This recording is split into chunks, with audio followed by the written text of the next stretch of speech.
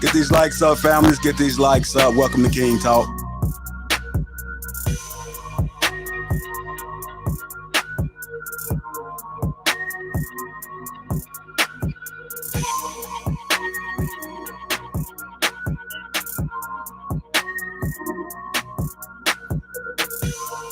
What's going on, family? Welcome to King Talk.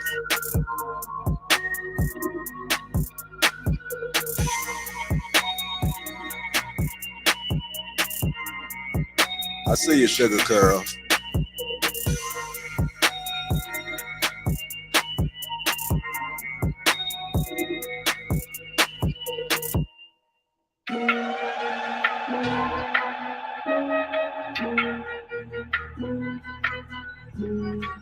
If you haven't already hit that like button, welcome to King Talk.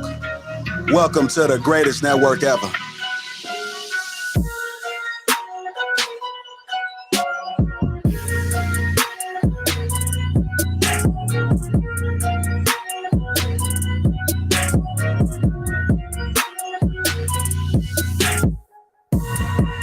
Make sure you get your tickets to Atlanta. The link is pinned to the top of the chat.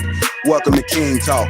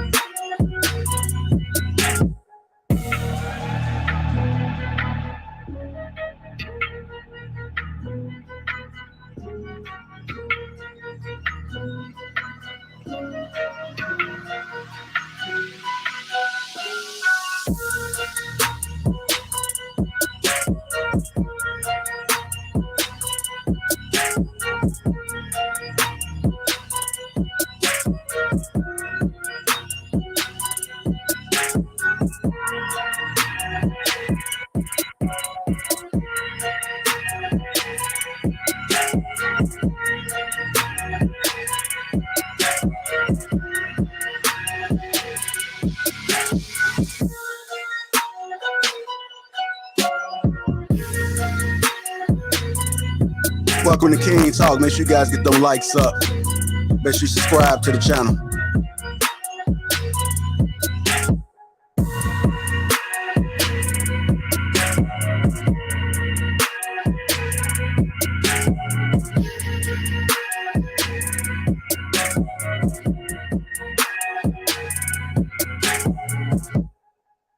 Welcome to King Talk, y'all. Let's get them likes up. It's almost go time.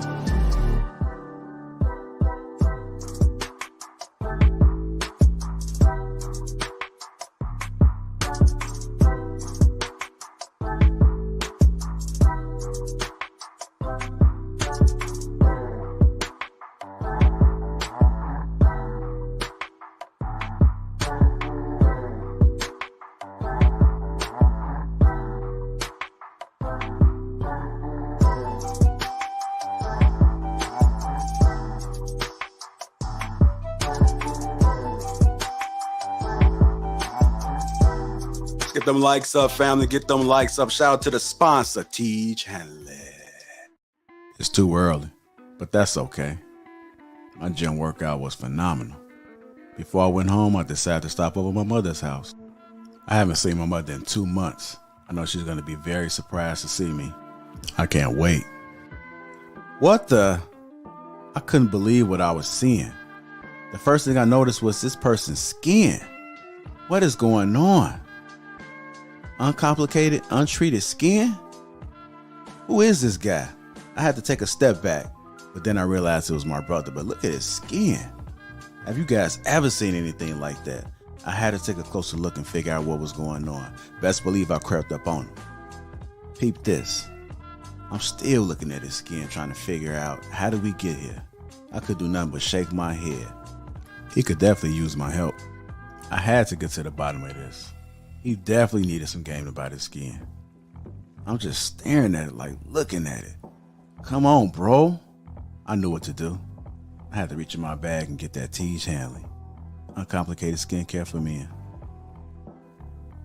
Bro, this is why I'm excited to have Teach Hanley as a sponsor of today's video.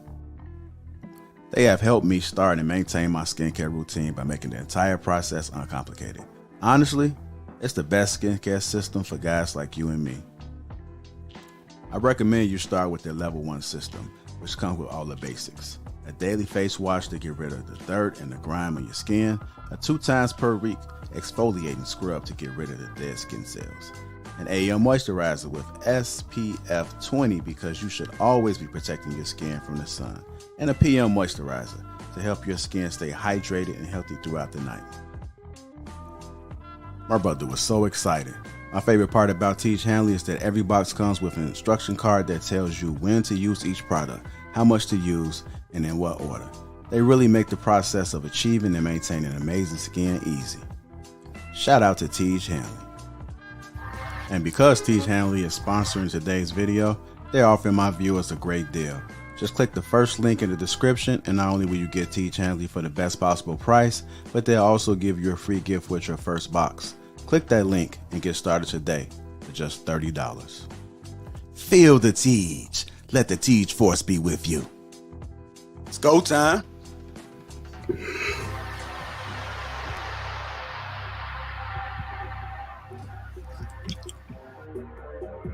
It's go time.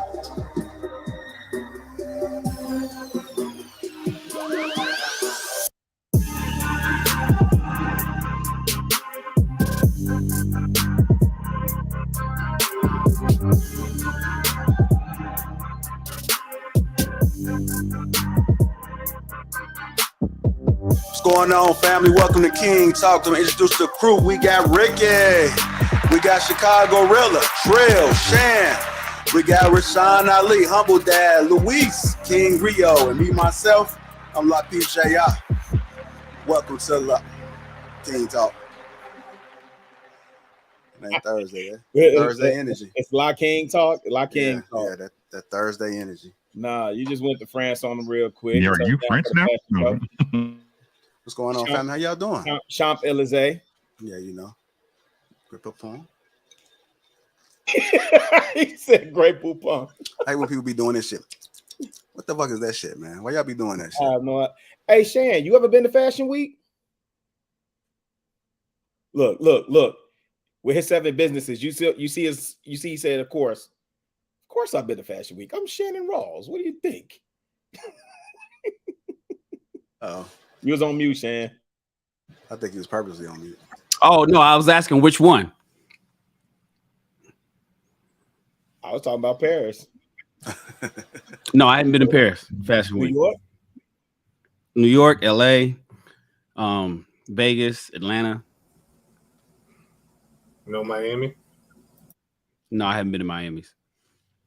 Oh, look at Luis trying to catch him up. Look at him. But it's good to see you gentlemen again, man. Glad we can be here on this Tuesday. Before we get the show started, let's go ahead and get these likes up. Also, make sure we subscribe to the channel. We are live in ATL August the 5th, August the 6th. So let's make sure that we get those tickets. That link is pinned to the top of the chat. I did open up a few more VIP tickets. I'm not sure if they sold out. I had people hitting me up about it, and I decided to open up a couple more. So check and see right now if you're interested. Go ahead and get it. Also, shout out to the sponsor, T.E. Hanley, Uncomplicated Skincare for Men. Make sure you guys click that link. That link is pinned in the chat in the description. 30% off along with a free gift. So go ahead and get your T.E. Hanley. Y'all good? Y'all sound real quick for Atlanta, man. Just really quick, man. Atlanta, what we doing in Atlanta? What's popping in Atlanta? Like in terms of, it's a 2-day affair. Yeah, it's a 2-day event. We got King Talk and She Critique on Friday. Saturday we have Logic Keep It Funky, and then we have the Lapeef Let's Talk show. We got a few little things in between, so it's definitely going to be involved the entire weekend. So make sure you get your tickets. You gonna be there? I'm gonna be there. Ricky gonna be there. Ricky gonna be there. Shan, I think Shan booked his ticket. Shan, look at that. Shan think about Paris Fashion Week. I know Humble Dad gonna be there. I'm pulling up. What, bro? I'm pulling up. Okay, good. Luis? I gotta get mine. See what happened was Rio? Oh yeah. Rio locked in. I already know. Yeah, I know Trill just got back from doing a worldwide vacation tour, you know what I'm saying? Nigga was popping up there. So I'm gonna show you lame niggas how to celebrate, man. We finna go to Ibiza, baby. We finna go to Ibiza. Then we gonna hop over to Liberia, you know what I'm saying? And then Peru, Paris. It's whatever you want, baby. With all the family pictures, right? That's a fact, man. I gotta show my daughter how she's supposed to be treated early, so she ain't surprised by shit or impressed by shit later. There you go, man. There you go. It was definitely a vibe, man. I was inspired. I'm like, shit. Gotta get my bag up a little bit, man. Yeah, nevertheless, man. Humble. Trill humble too, Humble Dad, just so you know. I never said I was humble, though.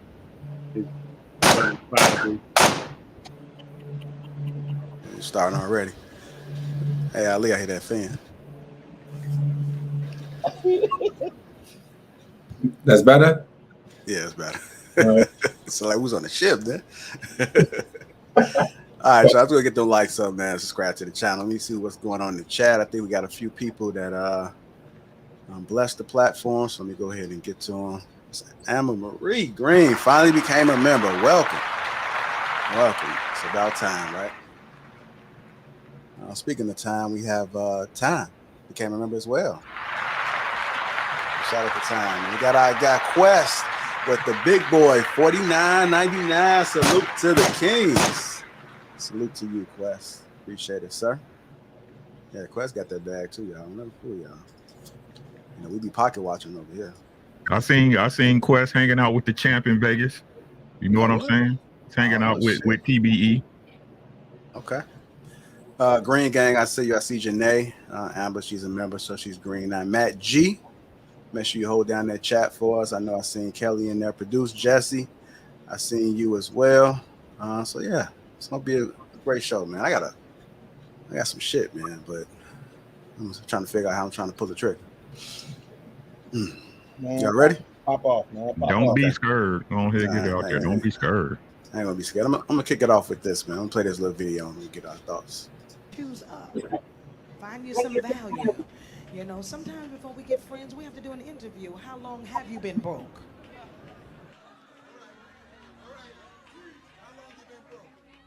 How many times have you changed your name on your light bill? How many of your bills in your little cousin's name? Do you live in a trailer home or a house? You know, you understand. And it's not about status or material things. It's just about choices. You know, life is different now. And, you know, we are at church. Thank God we're here. Those of us who are walking by faith without a mask and no vaccine. And so we honor the Lord. God is good. I respect all of the men of God here and respect you. Can y'all clap so I don't feel strange right about now? Hopefully we'll get a chance to meet each other when y'all invite me to come to your church. I'm not as expensive as I seem. And so, I don't know, maybe you got a little left over from your PPP loan. Prayer, praise, and power. You understand?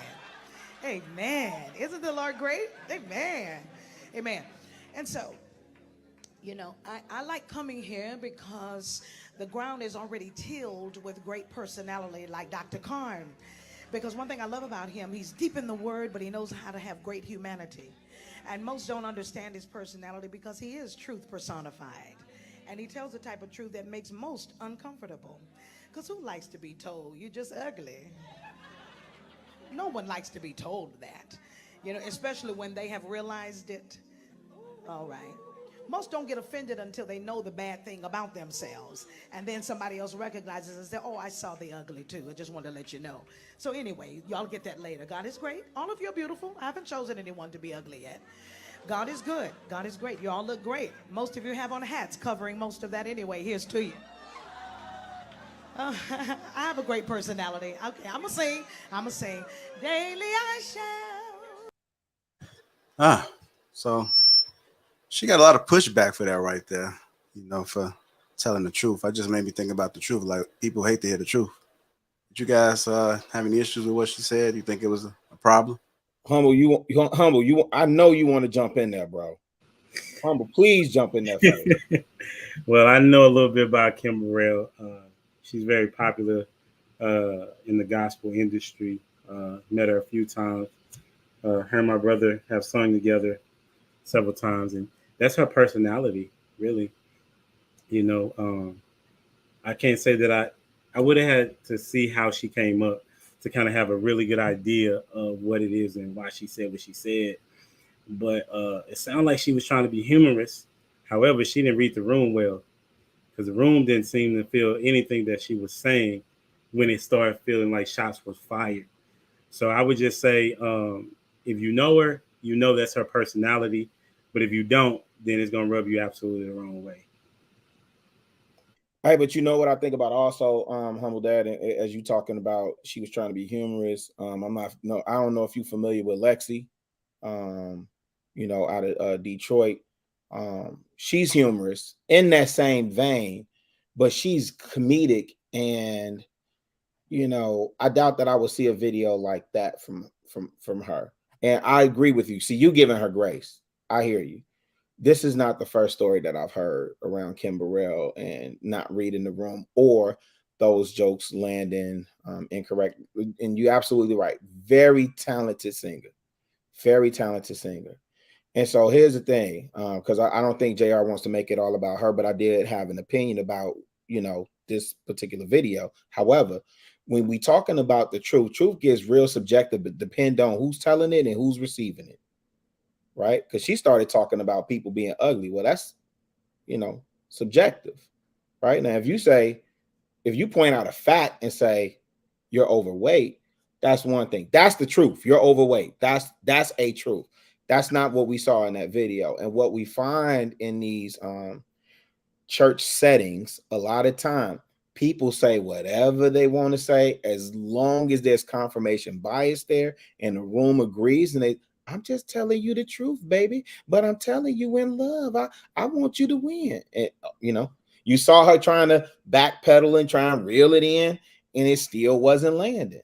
And it's you know, just to be honest, my honest take on it really is more from a church perspective. Is, you know, that's why you don't see people in the church. People do not go to church like for that. And she said, I'm gonna sing in a minute. Yeah, that's what they came to hear you do, sing. You know what I'm saying? You trying to get somebody told, and they want to hear you sing, child, sing. So, you know, I think with Kim Burrell in particular, I hear you, Humble Dad. I do know that's her industry reputation, that's her personality. And, you know, you either chew the meat, spit the bones. I mean, she's still getting booked for stuff, right? But it's one of the reasons why you just see people turn away from the church, man. To me. But ultimately, for what JR is saying in terms of the truth hurts, I just think, especially in the church, people get to say, well, I'm just telling you the truth only when you in the church. It's just the truth, baby. And there's no empathy. There's no compassion. It's just, I'm going to say what I'm going to say, and you just got to deal with it. Anybody else want to chime in on it? I ain't really had too much of a problem with it. I'm gonna be honest. She remind me of like my older aunties and great aunts. And when you go to that family function and you done got a little too big and say your ass is getting fat, ain't you? You getting rounded. They just blunt, just straight out. That's just what it is. You know what I'm saying? So that doesn't rock me at all when she get to throwing out those kind of unfortunate facts. That's what that's what a lot of my aunts always hide behind. It's like, well, damn, I'm telling the truth. Am I lying? You know what I'm saying? So people say they want the truth. Then when they get it and it's uncomfortable, they got a problem with it. You know what I'm saying? It's me personally, I don't have a problem with it as long as it's the truth. Now, if it's insults or opinion, then we can go back and forth on that. But I mean, a lot of what she said was true. People don't like hearing that shit, but I mean, it's the truth. Do better if you don't want to hear it, or remove yourself from that person's realm or domain. Going by what Humble Dad said, this is her personality. This is how she is. So everybody in that building pretty much is familiar. I would think to some extent. It's kind of the same thing that people used to get on Kevin Samuels about. It's like, oh, he's so blunt, he's so irate, he's so rude. Yeah, but he's been doing this for years. You've been watching it for years before you came up there. But then you come up there and he get to telling your ass truth that you don't want to hear in a tone that you don't want to hear it in. Now it's a problem. But you knew what you were signing up for. So I don't know, man. I'm just not the kind of person to take things personal like that, as long as it's truth and it's not opinion. Because if it's opinion, then I'm gonna respond with my opinion, and then we can have that back and forth. But yeah, no, I ain't had too much of a problem with what she said. Me neither, bro. Like, I was thinking about this on my way to the gig today, right? It's funny how people have problems with truth, right? I ain't gonna even say truth, the delivery when it applies to them, when it doesn't benefit them. You know what I'm saying? When it don't hit right. Like, if you seen $1,000 in the street, you wouldn't care how it was delivered there. If somebody robbed somebody, that somebody beat up somebody's grandmother and she dropped that $1,000, you wouldn't care, because that $1,000 benefit you. You would pick it up off the ground and wouldn't care two shits about it. Right? Everybody on this delivery thing, it's the truth. Right now, I'm sorry.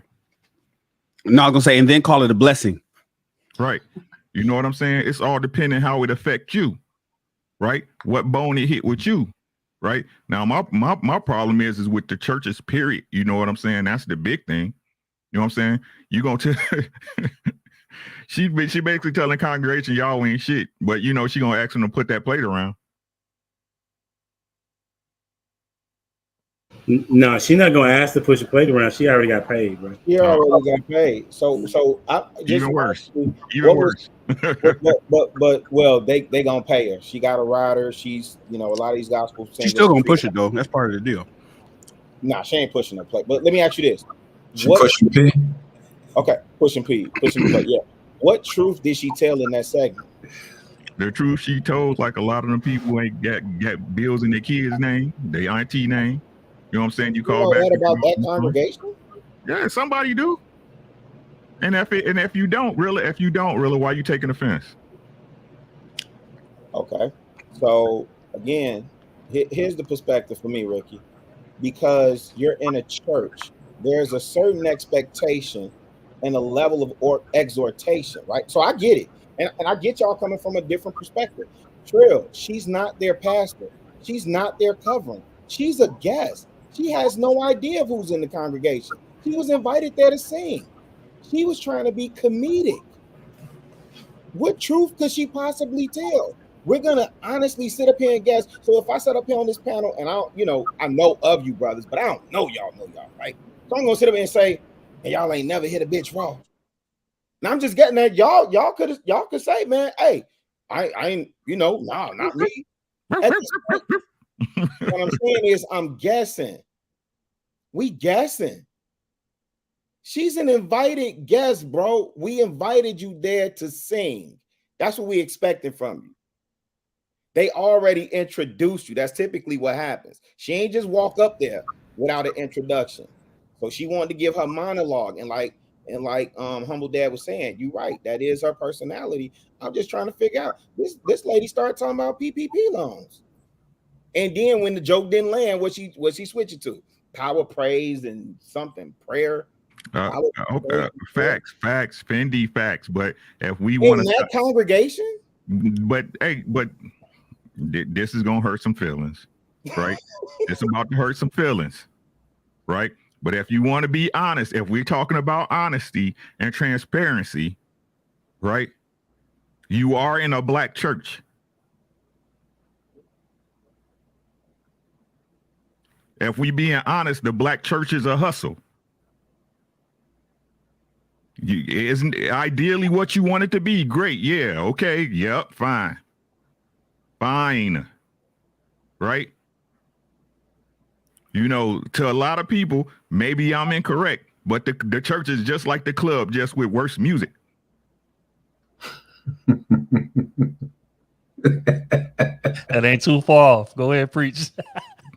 Right? Hey, the church got some good music, bro. So maybe that's why they wanted her to sing so bad, right? But this is what I'm saying. How we gonna sit up there and try to play like, right? We gonna try to play like this institution is actually representing the opposite of what this lady was saying. The total opposite of what this lady is saying. So to say read the room was read.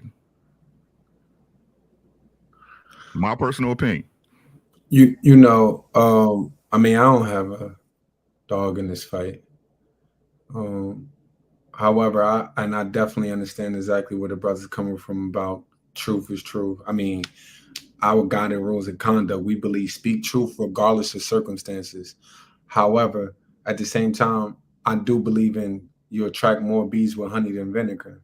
Every now and again, you do got to get vinegar, though, because vinegar is healthy for you as well. And some people are not going to like the bitter taste of it.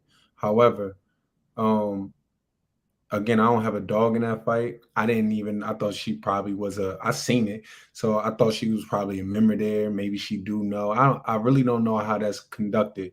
However, I just want to say from my end on it, you attract more bees with honey than vinegar. And that's it. That's how I'm just going to leave that. Can I ask you something? I'm listening. Are you a member of the nation? Yes, sir. Okay. So I'm here in Chicago.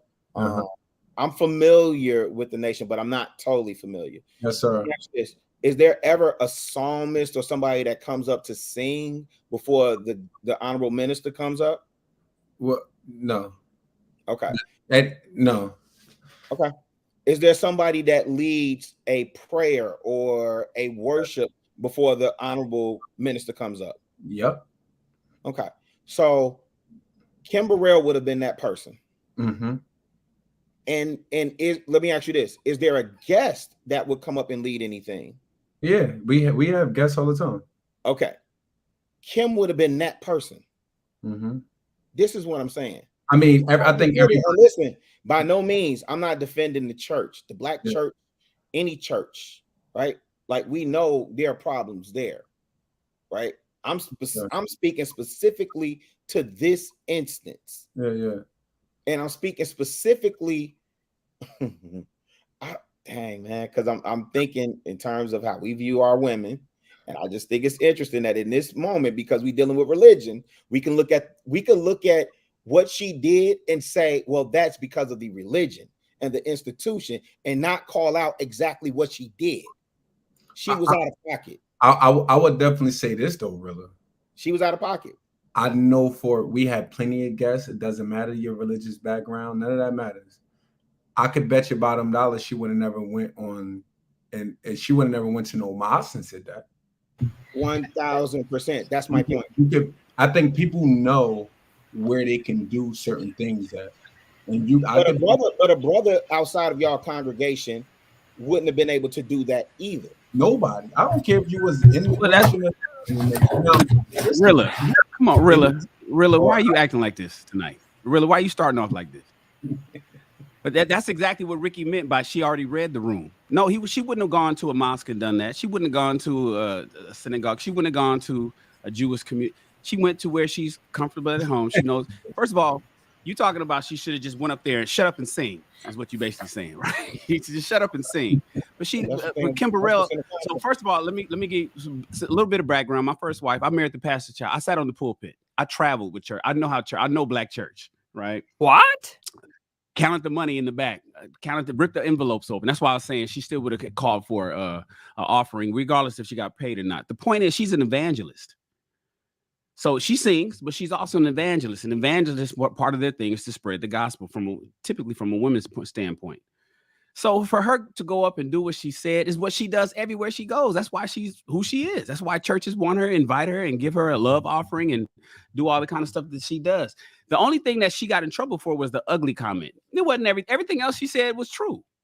You know, because black people are black people. Let's keep it 100. You know, yeah, the PPP loan, everybody in there I can identify with everybody on this panel know what the PPP loan is. Everybody in the chat knows what the PPP loan is. Everybody in that church knew what the PPP loan is. Yeah, she softened it up, but we all know because we black folk. And this is Black America. So when she came up and she said what she said, they only got mad because of the ugly part, which is part and parcel why everybody's mad at Kevin Samuels. You can't call women ugly in America, not no black women. That's off limits. You can't do that. Women, whether you're a man or a woman, that's illegal in terms of the community. The sisterhood does not allow that. Now, me, I'm like, say what you need to say. You know, I believe that the people that said that, you know, beauty is only skin deep was ugly as fuck. And the people that said money can't buy happiness was broke. Right? But the reality is she did what she was supposed to do. She just did it in poor taste because she was talking about ugly. And that word ugly is supposed to be replaced with something else a lot more palatable. That's why fat. Oh, don't call me fat. I'm plus size. I'm plump. I'm round. I'm curvy, as they try to call it in fashion now. Because we can't call women fat no more. We don't have no fat models. They're curvy models. Can I add to what you're saying? They could swallow that a little bit easier. Go ahead. Can I add to what you're saying? Swallow. I think the main thing is, and I think you're right, like you could come to the mosque and say talking that language. However, we believe in order for you, because we do believe in order for you to change a man, you got to shame a man. But you don't talk down on people. If you are going to break them down, you better have something on the flip side to bring them back up. There's nothing wrong with breaking down the negatives and rebuilding someone up with the positives, right? We say build and destroy. Anybody that know the language, right? Of the gods, we say build and destroy, right? So we destroy the negatives and build on the positive. And so it's nothing wrong, but I think what Rilla is just trying to say, Shannon, I know you quoted that, you know, it was just kind of like poor taste if she would have flipped it on the other end, because guess what? It ain't like we haven't like the PPP loans and the whole 9 yards. Like, come on, this is black talk, right? We're gonna talk to our people. Like, let's keep it real. We're gonna talk to our people. There's nothing wrong with that. You can even in the mosque, you can even say the word fat and ugly. It's funny. As I pay attention, it's funny we don't really get no slack of it, because you will hear ministers say that, but at the same time, on the flip side of it, you will hear them build you right back up. And I think because she didn't have the build or to build someone back up, or build those same people that she was talking to back up, I think that's where the criticisms probably come in. But again, I don't have a dog in that fight, so I'm just going. I'm gonna just add to it. I'm gonna just add to it by saying this too. And I never, you know, want to talk about God's people and everything, but if you're gonna be calling people ugly, you damn well better be attractive. I mean, like, let's just keep it 100. Like, let's just keep it 100. Because ugly is not. It's not subjective. It's objective. we up there a little bit fat, right? And we definitely not a cover girl. So, like, why are we doing this? At this point, you know what I mean? We starting to analyze how do you feel about yourself at that point? And then when they panned over to the woman who was adjusting her hat as if she was ugly, she wasn't ugly at all. You know what I mean? So I think that sometimes we let people get up there on stage and because they have a microphone, they just opt to be right. You know what I mean? And it's not. I mean, from the standpoint of success and talent, I mean, absolutely. But with that comes ego. You know what I mean? And with ego, we start thinking higher of ourselves than what we ought to. You know what I mean? That just shouldn't have come out our mouth. We throwing rocks from a glass house. Can I just read something to y'all real quick? Because because I do have a vested interest in what she said, and it has not. I don't care that she apologized for calling people ugly. She literally went into another. There's a shepherd over that house. I hear what y'all saying. So who? For the church folk, they knew exactly what I said, right? So imagine this. Imagine somebody. Wait. Imagine a guest coming into your house and you invite them to dinner, right? You invite them, and then they start reading your family. And they say something to the effect of, sometimes before we get friends, we have to do an interview. How long you been broke? How many times have you changed your name on your light bill? How many of your bills are in your little cousin's name? Do you live in a trailer home or a house? What part of that is the truth to that congregation that she would have privy knowledge to be able to speak on that? That's what I'm saying. I understand what y'all saying. Why am I acting like this early? I'm like, we talking about bad behavior on women all the time now, right? Why we not calling that out? Why are we accepting that? Her going into someone else's house as a minister of the gospel and being able to, we saying she read that room, that's on our bias of what we think of the church. And if you don't subscribe to the Christian faith, I get it. But for those people that do, that's why she apologized. It had nothing to do with the ugly comment, trust me. You went to another shepherd's house and read his people, and none of it landed. And him too. Come on, fam. Like, come So I on. think He was kind of generalizing too, in a sense. I mean, the way I kind of read it, she made a lot of over generalizations. And the way she started off, it felt like she was preaching at a night at the Apollo, because she was trying to be a little bit humorous and comedic. But I don't know at what point did she think it, and none of it was really landing. And she felt that the things that she was sharing and speaking on to spoke truth to power. And in reality, what it was just a sort of a backhand slap on, all the parishioners that night. And I think for me, one thing, because I don't have a dog in this fight neither, but I would say is understand your audience and understand that the climate today, a lot of people tend to be a lot more sensitive about their looks, their appearance, inequities, things of that nature. And sort of like people are going to take offense to that and they're going to make you apologize. Although she did say it's all in love. What you about to say, Trill? Nah, I'm done, man. This is a we gonna have to agree to disagree type of segment, and I'm perfectly good with that. All right. Guys, just tuning in. Welcome to King Talk. That was a little icebreaker. Glad the gentleman was able to contribute to that. Appreciate you guys. If you haven't already, hit that like button. Also, make sure you subscribe to the channel. If you don't know, we are live August the 5th and August the 6th. It's a live show, 2-day event. Make sure you get your tickets. That link is pinned to the top of the chat. Also, shout out to the sponsor, Tej Hanley. Make sure you guys click that link in the description. Get 30% off along with a free gift. Free gift. Let's go ahead and keep it moving, y'all. Keep it moving. We spoke a little bit about something I think is a perfect time to bring this up. Would you guys say that communication is key? Would you? Definitely. Nope. You said no, Ricky? Communication is a key. Okay. Nope. I'm curious about that, Ricky. Go ahead. Understanding is key. In my personal opinion, because I could communicate to you as much as I want, but if you don't understand what I'm saying, I'm talking to a brick wall.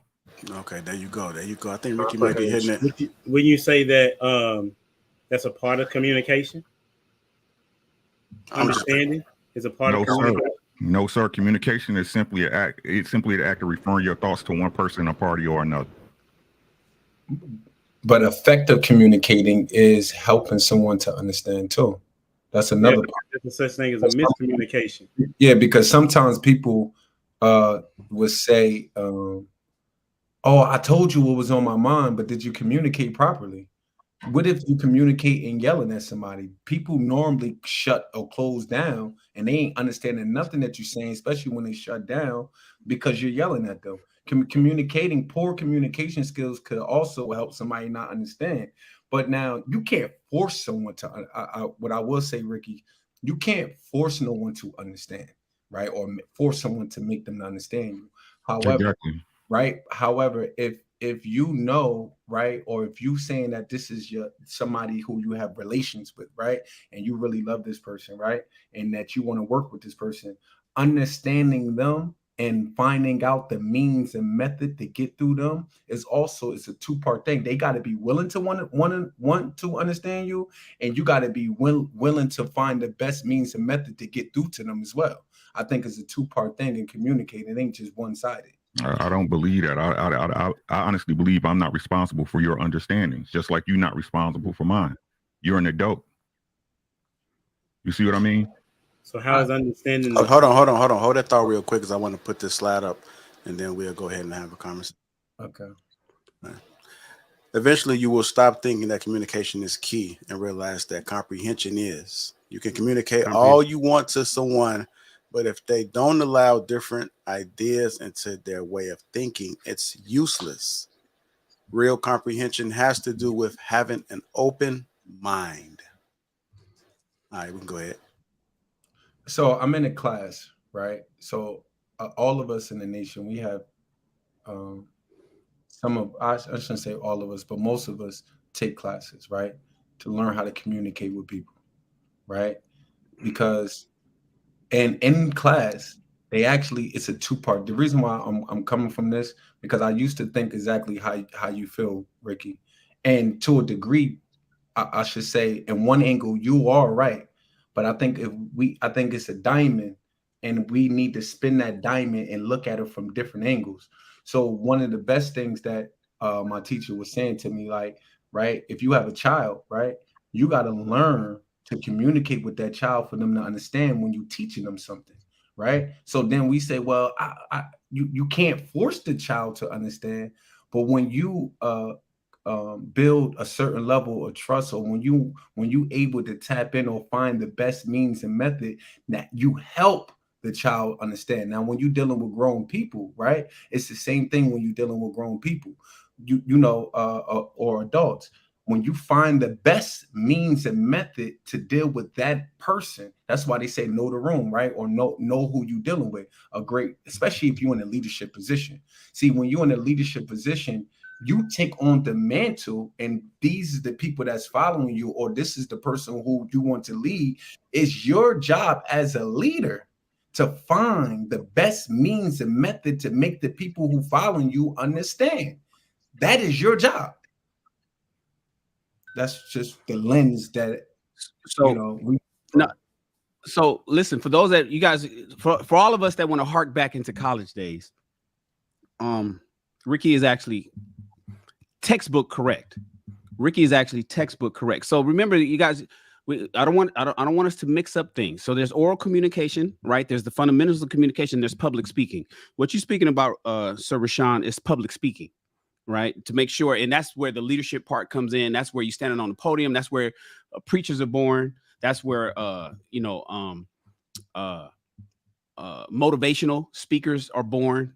So there's public speaking, but that's not communication class 101. Communication 101 is the fundamentals of communication. And when we talk about poor communication, the onus is on the person that's receiving the message, not the person that's transmitting it. That's just that's the first class you take. Anybody in college, you guys, everybody hark back to communication 1 or comm 101. And comm 101 is, it's not about the person that's saying it, it's about the person that's listening. And the responsibility is on the person that's listening to try to understand exactly what the person that's saying, to interpret what they're saying, to understand what the person is saying. It's not, the onus isn't on the person that's speaking to make sure that the person they're speaking to gets what they're talking about.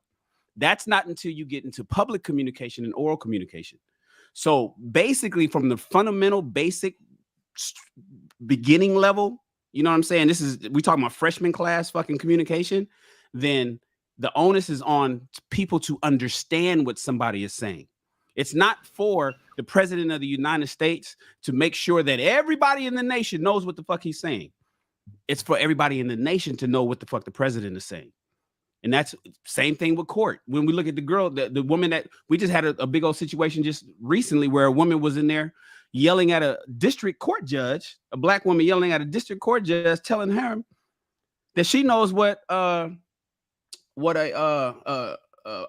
perjury means. And he's trying to explain to her that that's not perjury. Perjury is when a false statement is made under oath. She's saying, no, that boyfriend or that guy lied to me and I got it on email.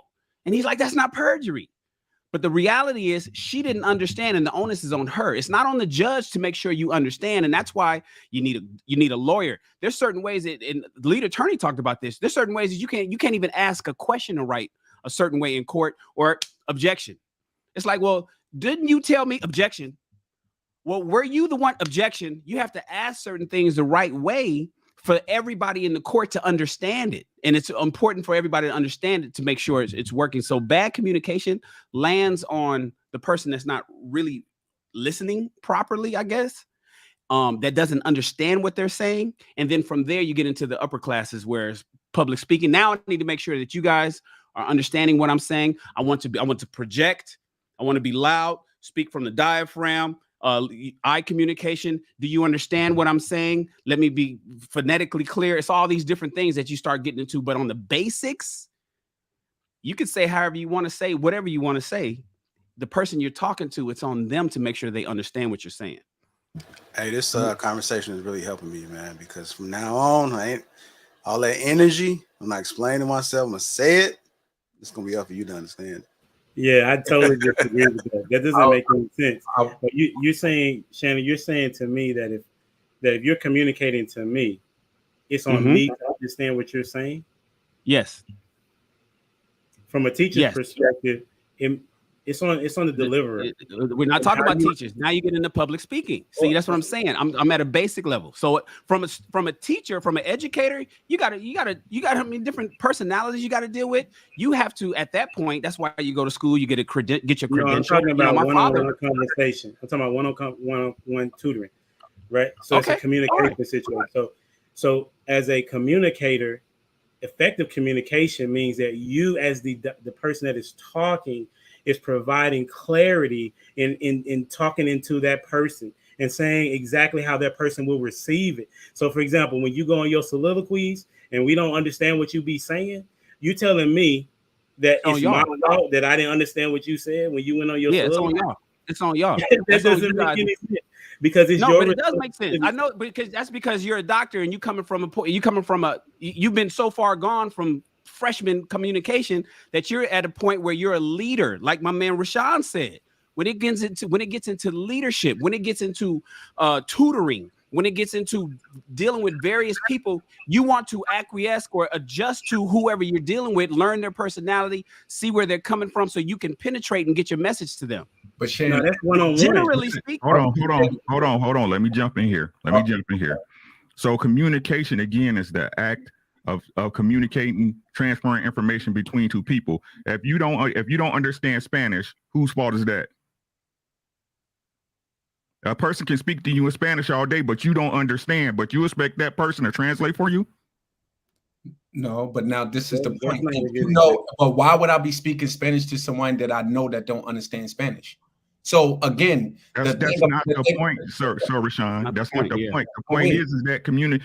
Again, if it's about getting, what I was about to say is, because a leader isn't just a leader in the public, but if you are a man and you the leader of your household, you don't just lead with an audience of people outside the household. If you're a man, and I think everyone in here are men, I think they are leaders. I'm gonna assume that they are leaders of their household. So it's your job as a leader in your household that you give, that when you give instructions in your household, that those instructions, that you able to break it down to those, like you able to break it down so that everybody in your household could understand. So I agree. I'm not taking Ricky. I want to make it plain. No. I'm letting you finish. I'm not saying.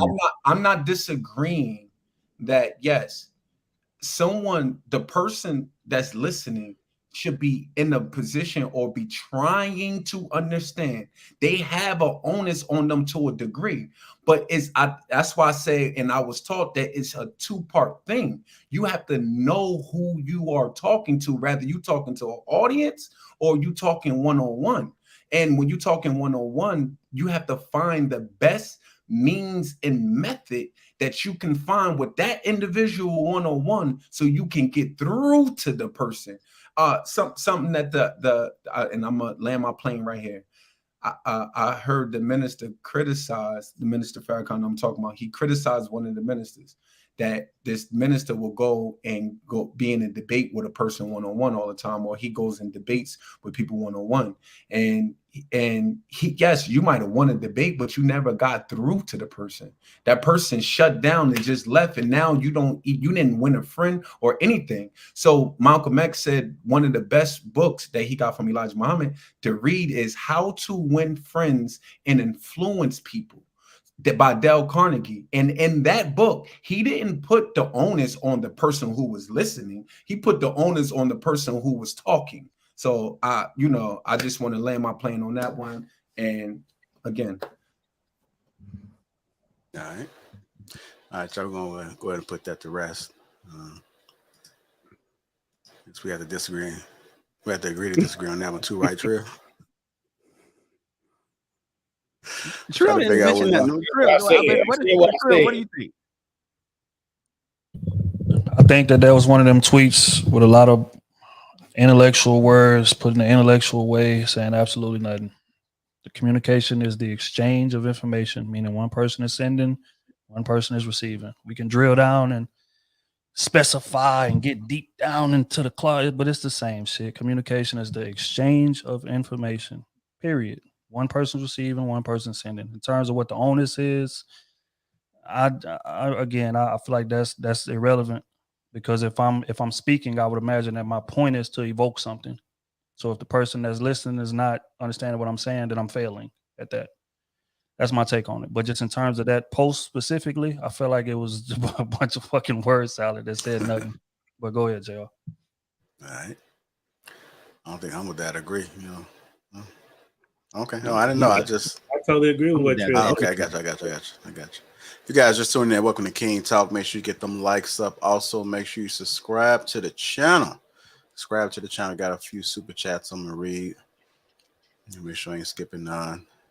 Get your tickets to ATL. That link is pinned to the top of the chat. Jason C says, hit the like button. $2 super chat. Appreciate you, sir.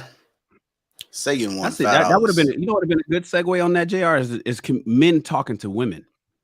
Men are from Mars, women are from Venus. Men have different, the way men speak to each other versus the way women hear them. The way women speak to men versus the way men hear them. And if you're trying to explain something to your girl and she just don't get it, did you fail? Yeah. Or Shan's going to be talking about that. Shan's going to be talking about that tomorrow on the Lapeef Network at 2:00. So make sure you guys tune in tomorrow for the Zaddy show.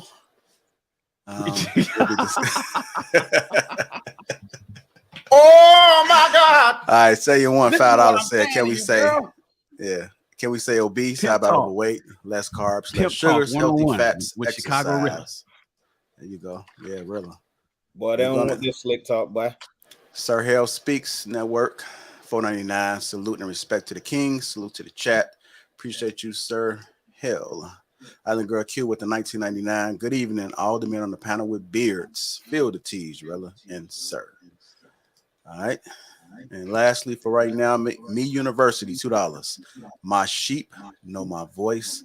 Christ Jesus. Amen. All right. I think that's it for right now. Appreciate all the super chats that has come through thus far. We got one more. The will $5. If you don't get what I'm saying after I explain it, that's on you. Yeah, I can see that. Look at Shan. Respectfully. Yeah, there you go. I'm going to play this video, guys.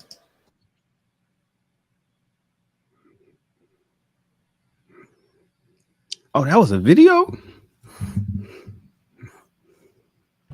Natural bodies all day.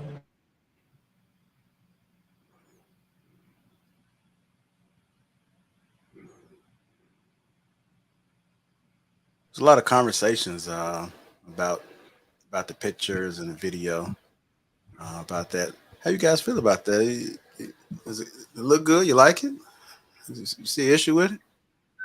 None at all. None at all. Oh my God. She. Rio, what's your thoughts about it, sir? I feel like there's a hook to this or something, JR. Is that a woman? I'm just saying. Sometimes you got to Simmons, ask. bro. I don't know. I feel like That's there's a hook to Simmons. That's Angie Simmons, the Reverend Ron's daughter. All right, just making sure. Just making sure. But nah, man. I'll see. Well, I mean, what problem would we have here? I mean, no man looks like that, beloved. not natural body. I mean, she's very well in shape. Okay, I can see it's Angela Simmons now. Yeah, I mean, she gets a lot of criticism because they saying that she got cellulite and different things like that. Listen, women, we like that shit. I'm just keep real with you. Like, you got to attack your stripes on the ass cheeks and everything. Like, that's natural. That's not an issue there. So, you know, people giving her slack. Honestly, I feel like they hating. She works out. She keeps herself together. She try to keep it natural. You know what I mean? I enjoy every bit of her Instagram feed. Big body bends. That's all I'm gonna say. Right.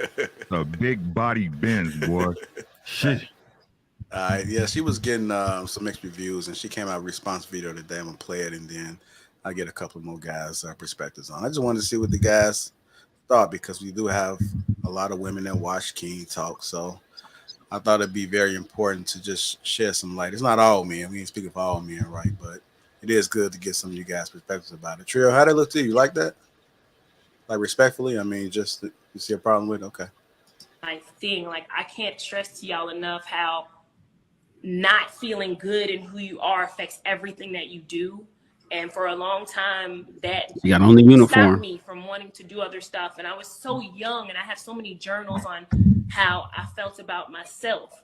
You know, I was such a young woman, and I thought being 80 pounds was big. Like, I really had issues growing up about it. And eventually I got a real like grip on what it was and how I had control over who I am. And I made the shifts. I made the changes. And right now, even now, like, people be like, you can't be vegan because you thick. Well, I'm vegan. You know what I mean? Like, I love my body. It's so important to love your body. It's so important to love who you are, regardless of what everyone says is cool for the moment. It's not about a trend. Your body's not a trend. It's your temple. This is your skin. You wake up every day, you in your body. You got to love that. And so, you know, I challenge everybody today, tomorrow, whenever it is, look yourself in the mirror, hug yourself. Like, when the last time you hugged yourself? You don't. You looking for someone else to hug you. You know what I'm saying? Like, you really got to love yourself. And I mean, truly, not no one else. It's nice to be loved, but to love yourself is way better than that. Because once you love yourself, you're not seeking validation from.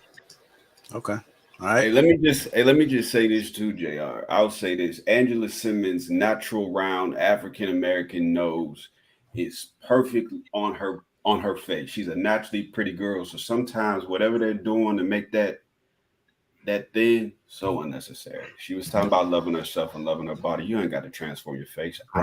Sometimes I don't even recognize them. You know what I mean? So I just wanted to throw that out there. I feel like her message was beautiful, but I just need to let's give it context. For one, she was at a fashion show, right? For one. Now, I don't agree with the caked up makeup, but like I said before, y'all, is she thick? She thicker than a Snickers, bro, right? Is she the perfect size? No, bro, but her body's natural. It's her body. But y'all be all in these Instagram fake body bitches DMs all day. But then want to cry about, oh, we want natural. It's her body. At least it's her body. Now, maybe you like a 5 foot, 115 pound, 93 pound girl. Great, good, man. But at least it's real. It's real. If that's not what you like, go get you one of them ant body chicks, man.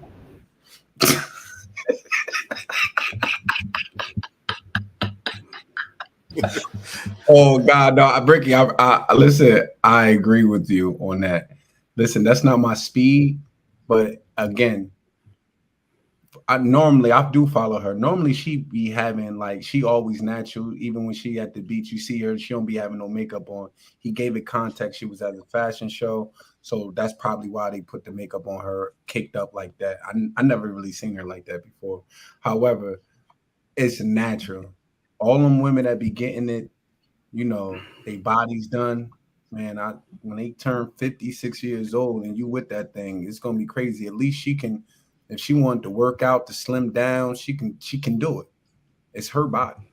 I agree with you. You know what I mean? At the end of the day, so I just wanted to say that. Yeah, I think like most of the outrage, I feel like it's coming from a lot of people feel like she done slipped, she done lost a step. Because for a while, Angela Simmons was the epitome of what fine is, what a perfect shape is, what somebody like she done been getting praised her whole life for that.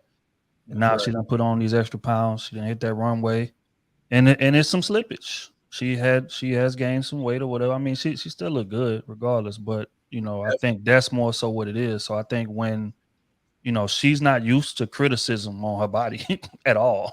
Like I said, it's been nothing but praise. She's been the symbol of what a fine natural woman is forever. Back when she was dating Bow Wow, back when she was, like dating all of these celebrities and this, that, and the third, it was always, Angela Simmons, top tier. This is the top of the pedestal.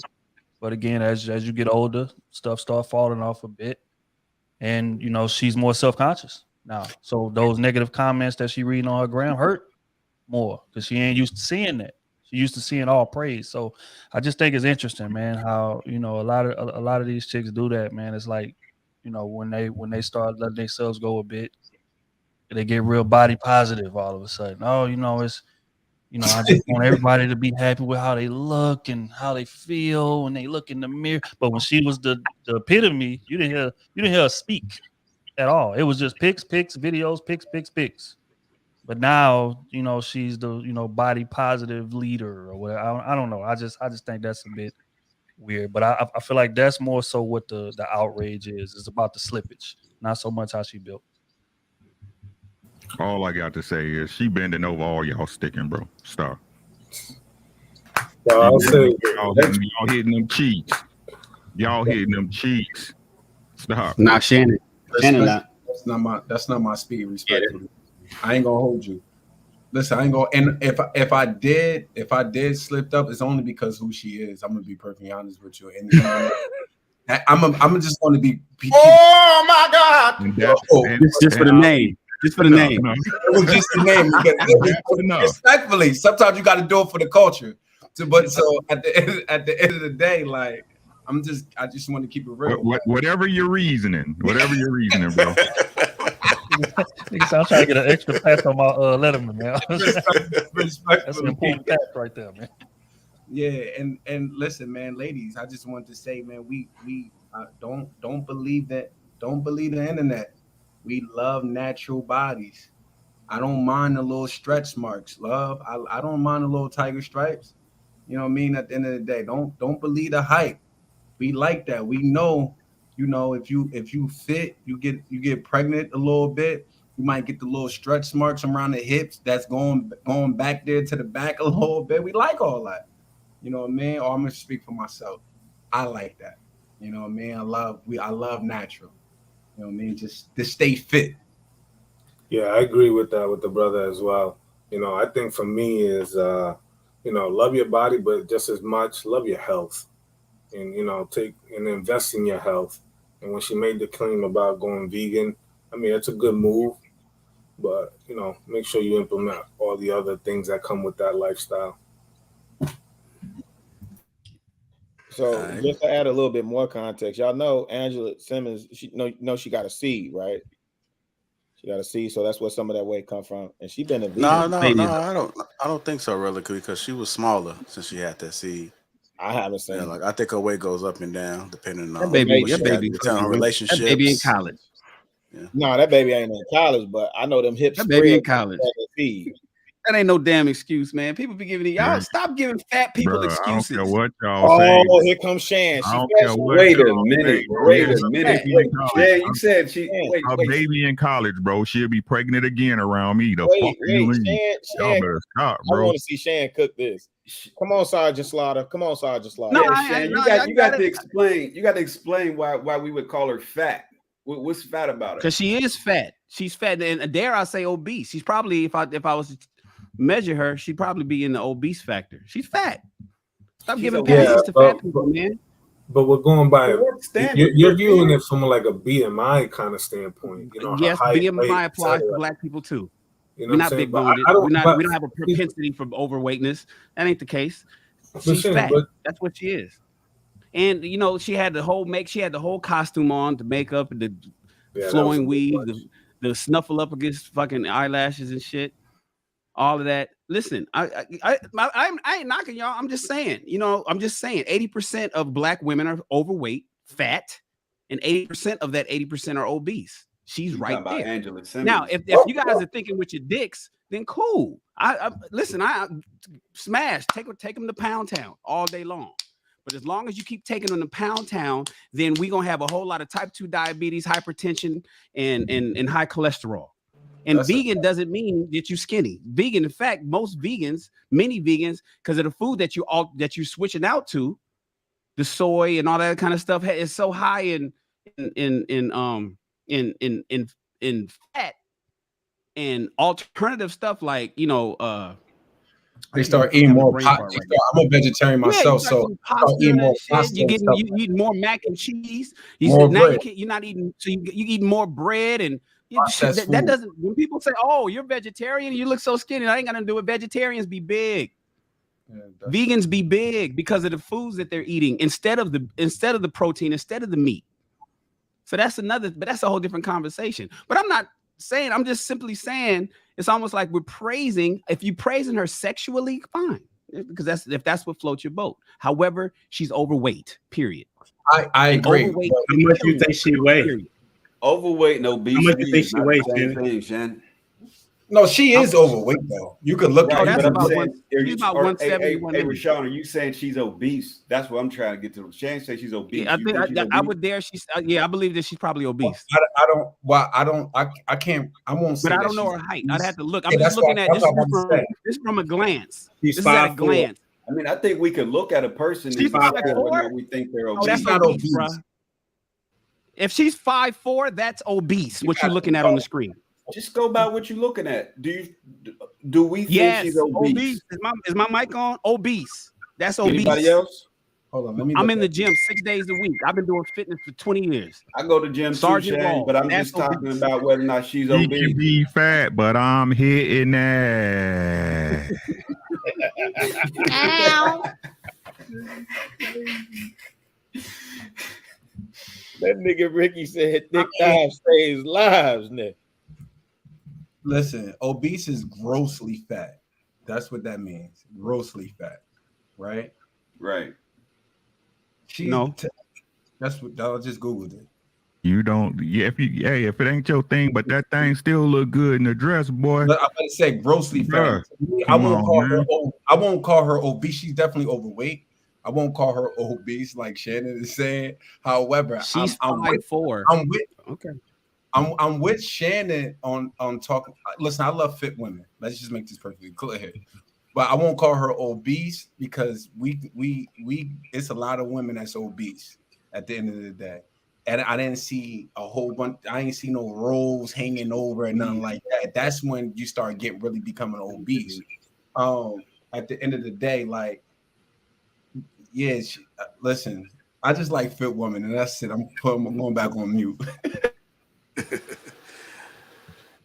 All right, y'all, let me go ahead and comb through these super chats. Interesting conversation, man. You guys never seen Amaze Me. I put a topic up, and I think it's going to be quiet, and then you guys just erupt.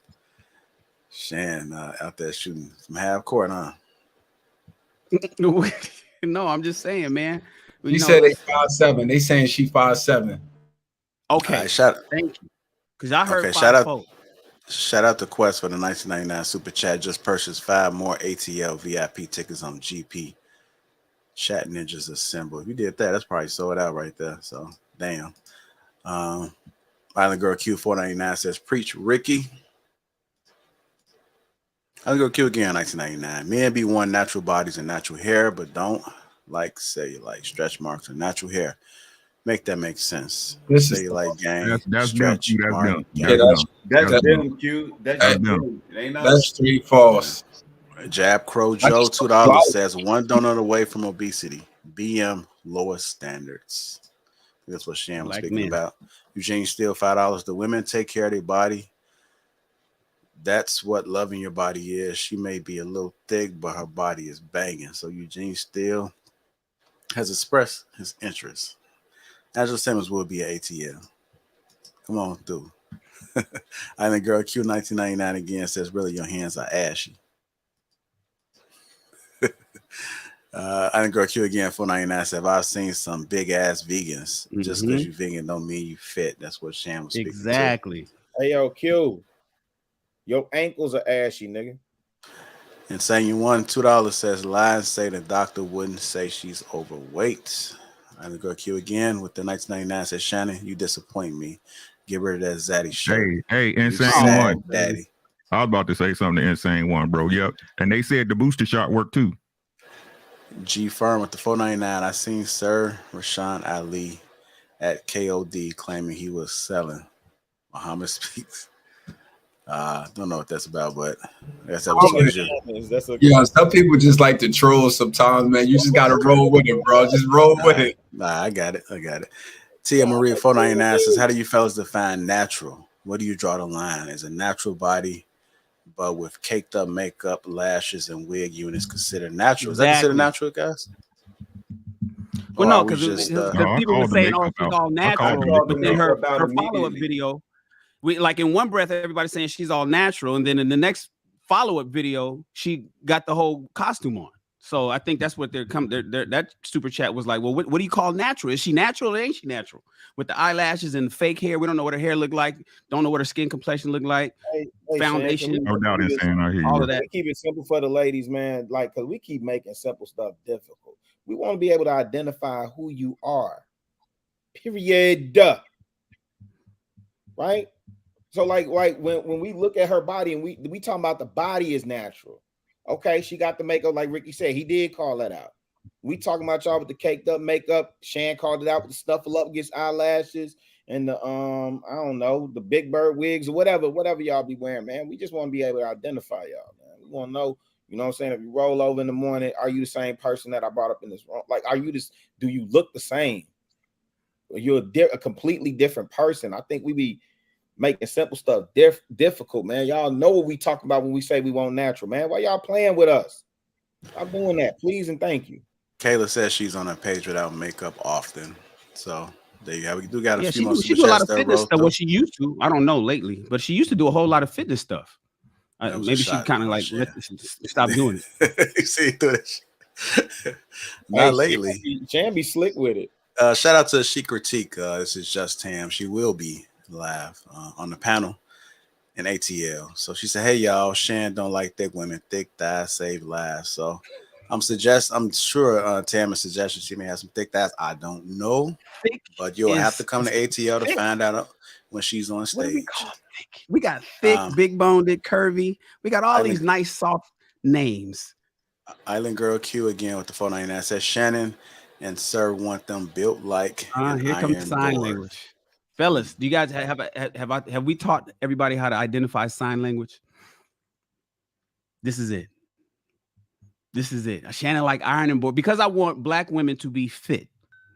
Because I want black women to not die let you take this. heart disease. Because I want the black community to stop dying of heart disease from eating all that soul food, mac and cheese, hog mogs, black eyed peas, cornbread, hot water cornbread. Because I want you guys to be normal weight. I must like them like an ironing board. You see how that goes, ladies and gentlemen? You see sign language? Fellas, identify it when it comes your way so you can dodge it like Neo dodged them bullets in the Matrix. Okay. Shan shooting from full court now. Tia Marie says, so what about the BBL? but with their natural hair, no lashes, fake nails, and no makeup. Blech.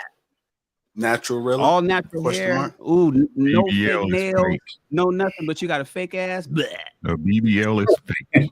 All right, this is the last one I'm gonna read, and then we'll move on. Disingenuous at best. Shout out to Sugar Curls Salon, $10. I was teased most of my life for being thinner and more athletic than most black women. Although I am multiracial, the narrative stays the same. It's sad that fitness and health is not a priority.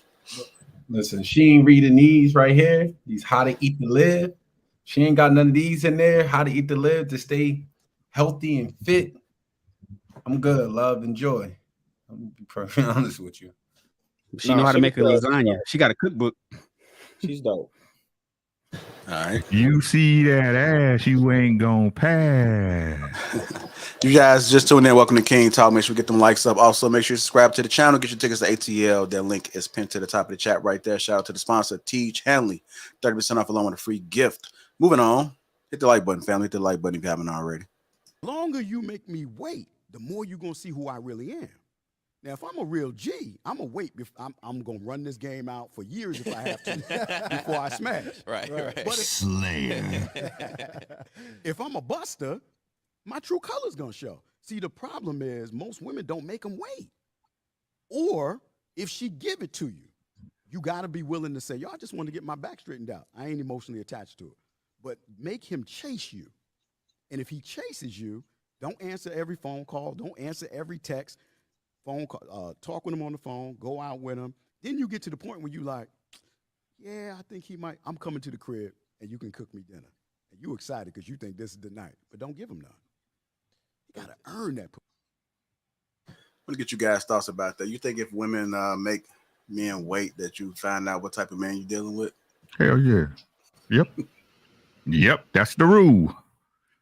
That's how long you make them wait, though. You know what I'm saying? It's a fine line between love and wait. Did you hear what I'm saying?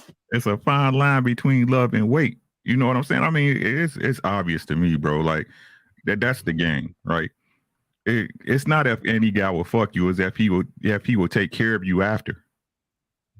You know what I'm saying? That's really what it's about. You gotta put that time in to see if he gonna stick around, if he finds you worthy or worth it. But you gotta prove that you worth it too. You know what I'm saying? You gotta prove that you worth it too. But man, like if you got a standard set, right? And I say it all the time, y'all know I said it before. If we couldn't lay with y'all, we wouldn't lay with y'all. That's just the fact. If we couldn't lay with y'all, we wouldn't, right? So if you truly got interest in a dude and you dating with intentions, right? Now, if you ain't no virgin out here, I think the time should be reasonable. You know what I mean? You didn't pop babies out. You talking about I'm waiting till marriage. I think that's crazy, but it's got to be a certain standard that's set. You know what I mean? What's reasonable, Ricky? It's all dependent. I think it's all dependent on the woman and what value she brings to it. Huh? Ballpark. If it was me and I was really vibing her, and if she had a family, but she already got a past that we know about, you know what I'm saying? Reasonable to me is anywhere between 5 and 6 months. 5 and 6 months. That's me. Right? That's if she's worth. Listen, I need y'all to listen. That's if she's worth it. Right? That's if she's worth it. Right? Now, if you out here and you is what you is, you are what you are, and the word is out.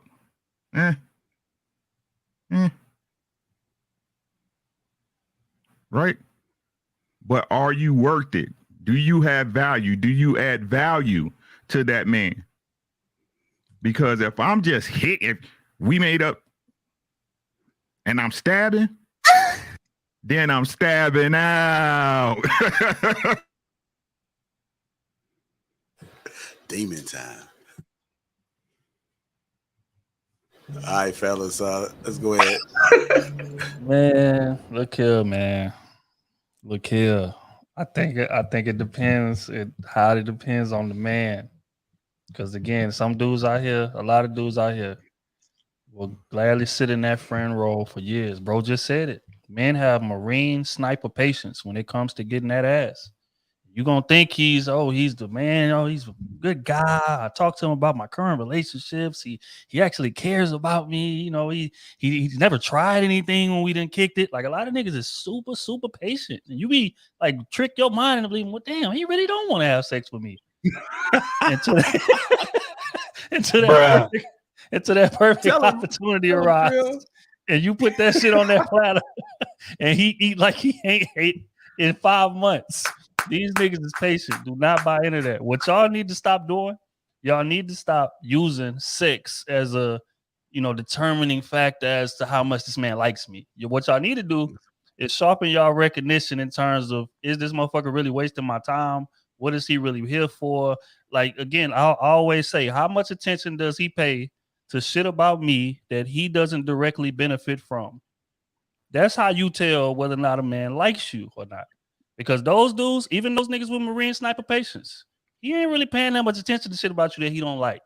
That's just, or shit about you that doesn't benefit him. He's gonna be real short, whatever. When you get to talk about your relationships, he gonna be a ear, but he ain't giving you no just genuine feedback. And he don't want you to go be happy with this nigga. He ain't. No, it's gonna be real short, real. All right, yeah, I hear you, but all right, whatever. It's that type of thing. You know what I'm saying? So again, y'all need to sharpen up y'all recognition skills. It's not that hard to tell whether or not a man really likes you or not. It's not actually.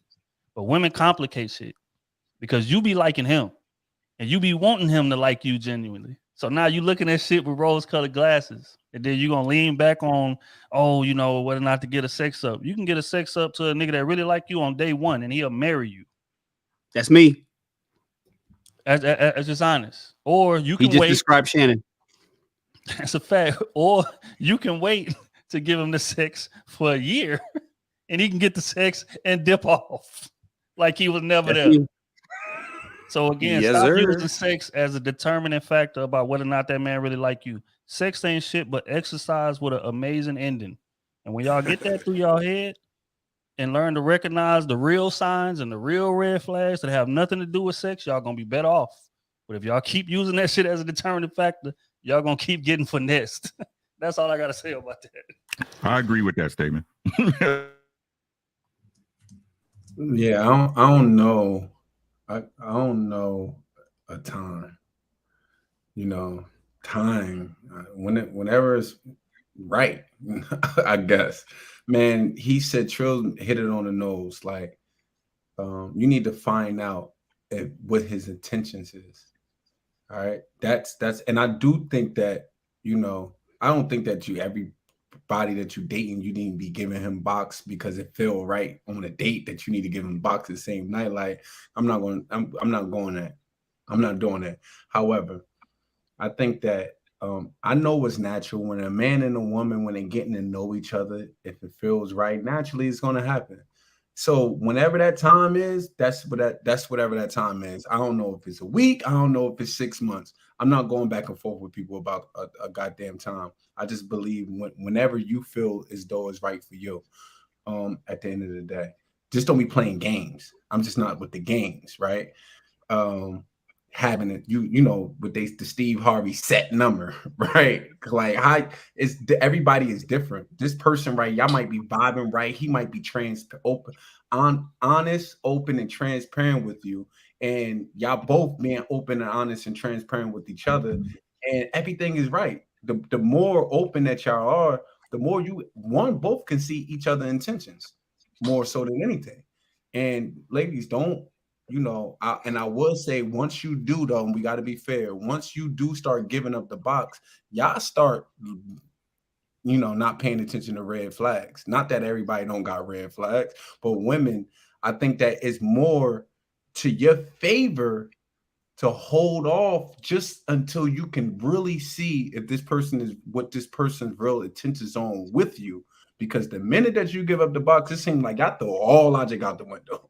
It's like, hey, from that point on, it's like, I'm gonna force this nigga to like me, even if you don't like you. You know what I mean? So just respect yourself. I'm gonna land my plane on this one. My uncle used to tell my sister when she was growing up, respect yourself.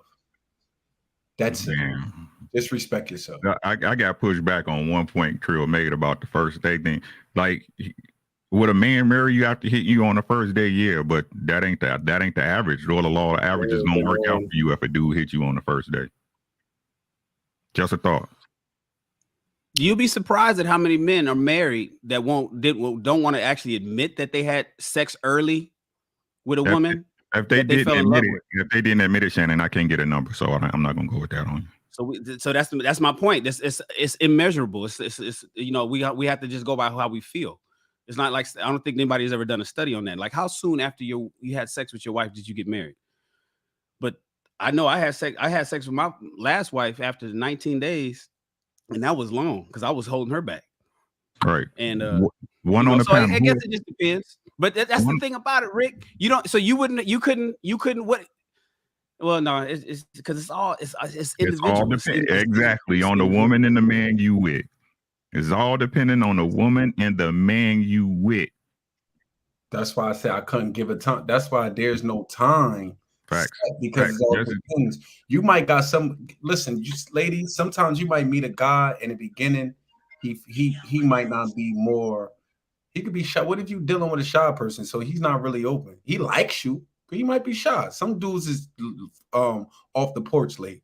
And when these dudes is off the porch late, they move a little different than somebody who's more seasoned. So the gauge is different. You just gotta know and peep, you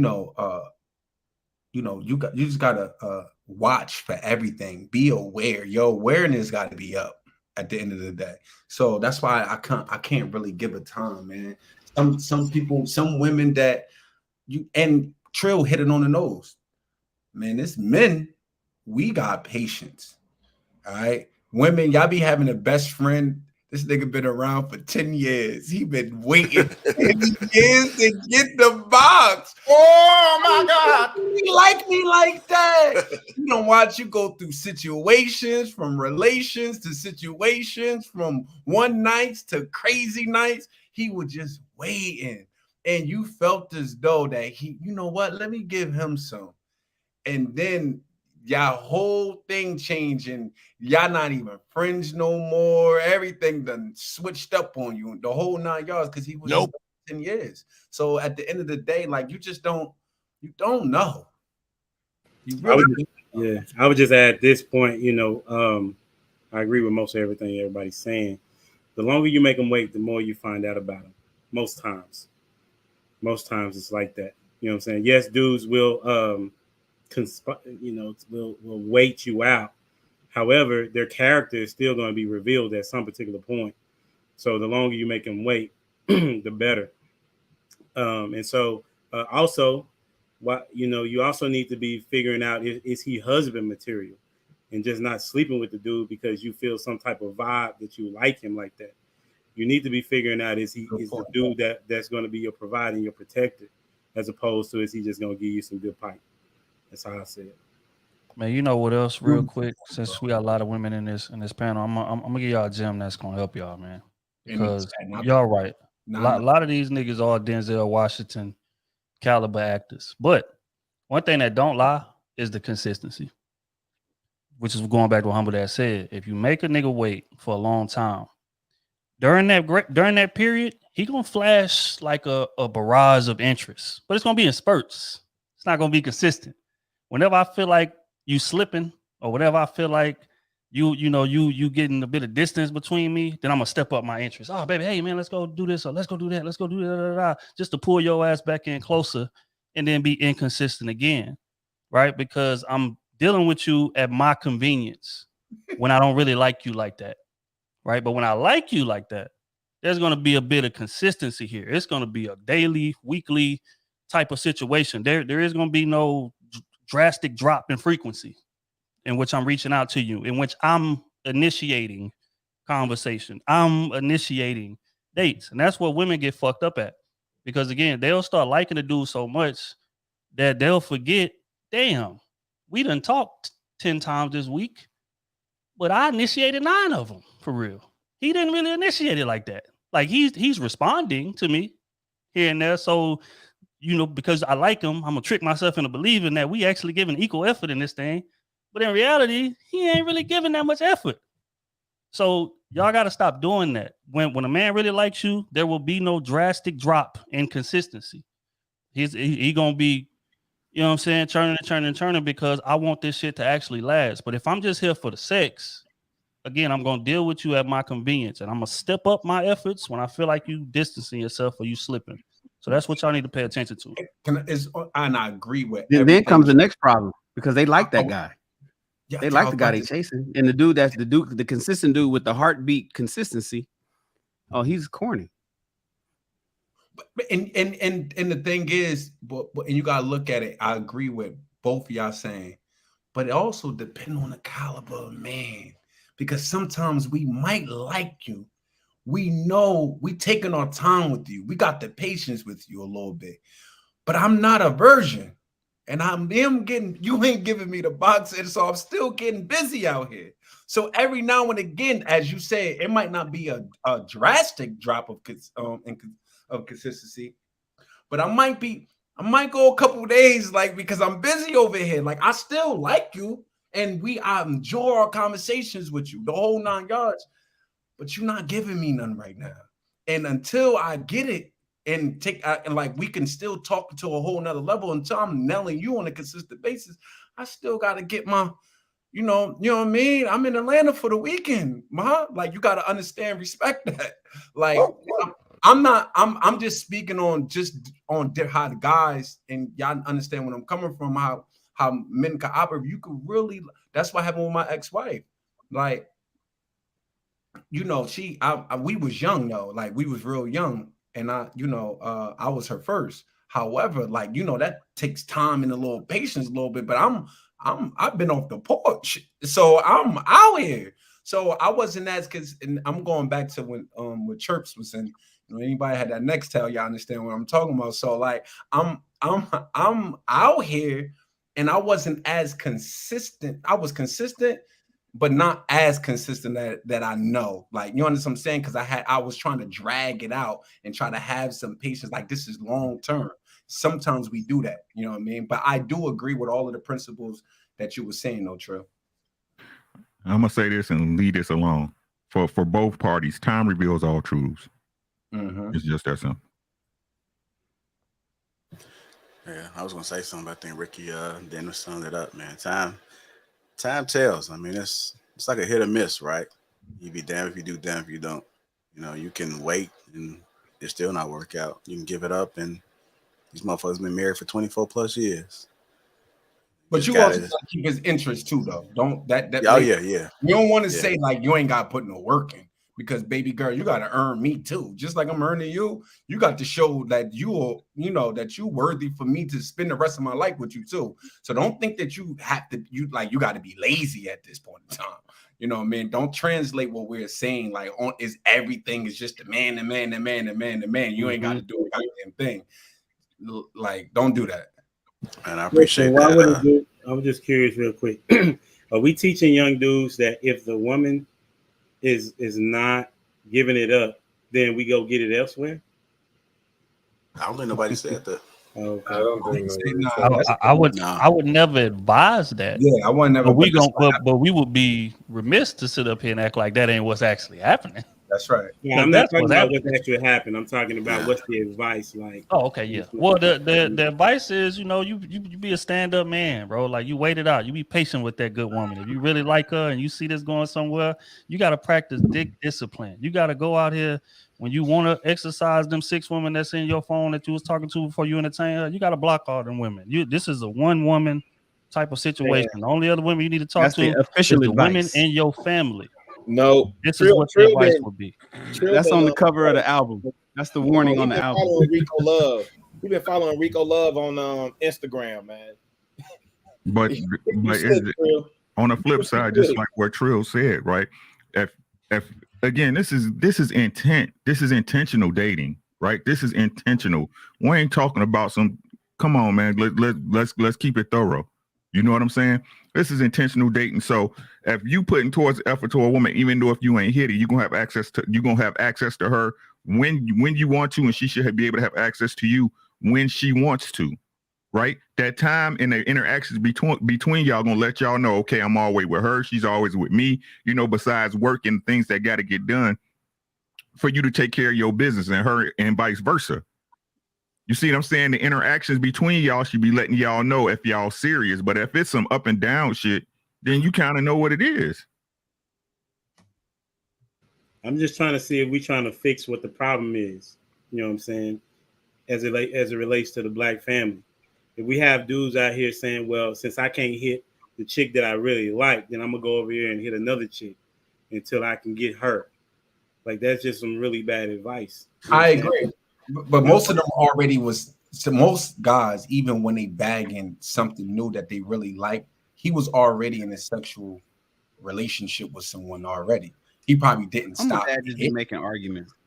Like, I'm not making an argument, bro. Like for me, it makes like I really want black families to do well. No, I agree. I agree. First of all, we got dudes out here just saying, well, if I can't hit, then you're not gonna be the one, because I gotta know how good the box is. And I don't agree. I'm not saying you necessarily. Yeah, and I don't agree with that's the statement that's been going, that's been mentioned, not necessarily here, but that's out there right now. No, and 100%. I think that we need to be intentional, as Ricky said, in everything that we do, right? In order for you to get it to the top of a mountain, you got to do what? Be intentionally climbing it, right? You got to be intentional. When you see anybody at the top of a mountain, they intended on being up there. So you have to be intentional in everything that you do. When you dating somebody, really be looking for the future, planning for the future, not just, and like Trilla said, you got to have penis discipline. You know what I mean? At the end of the day, that's what makes you or grow on a higher echelon of men. When you got discernment, now I'm good. I wouldn't even hit. And while everybody else, man, what you want to hit this? Nah, man, she come with problems. Please, I ain't hitting that. And you gotta have some penis discipline. But at the end of the day, at what we're saying though, what actually is going on, right? And what's actually going on, a lot of men, even when they like a woman, they are having sex with someone else. Like, let's just be, are we going to say what's actually happening, or are we just supposed to put our blinders on and act like that's not happening? Hey, and real quick, this got to go both ways.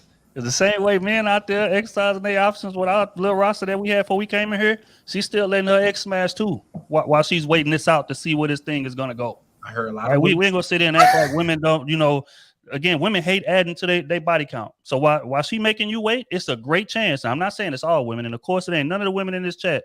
Shout out to Ricky, because we know y'all are upstanding women.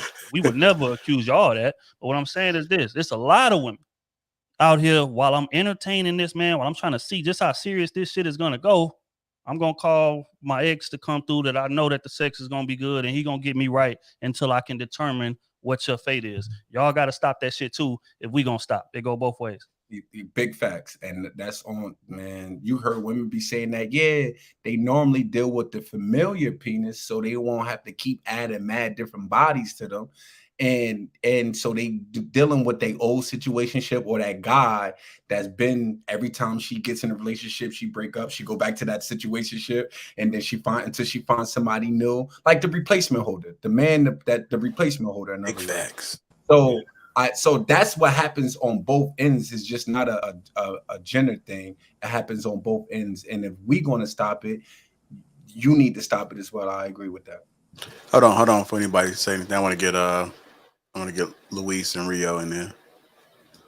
Yeah, I mean, the sentiment that was pretty much shared is like, we're talking about two different groups of people. We're talking about those who are casually dating in the hookup culture and sort of just moving around. And then we'll also have the other people who are moving intentionally and looking for a fruitful long-term relationship that could potentially lead to marriage.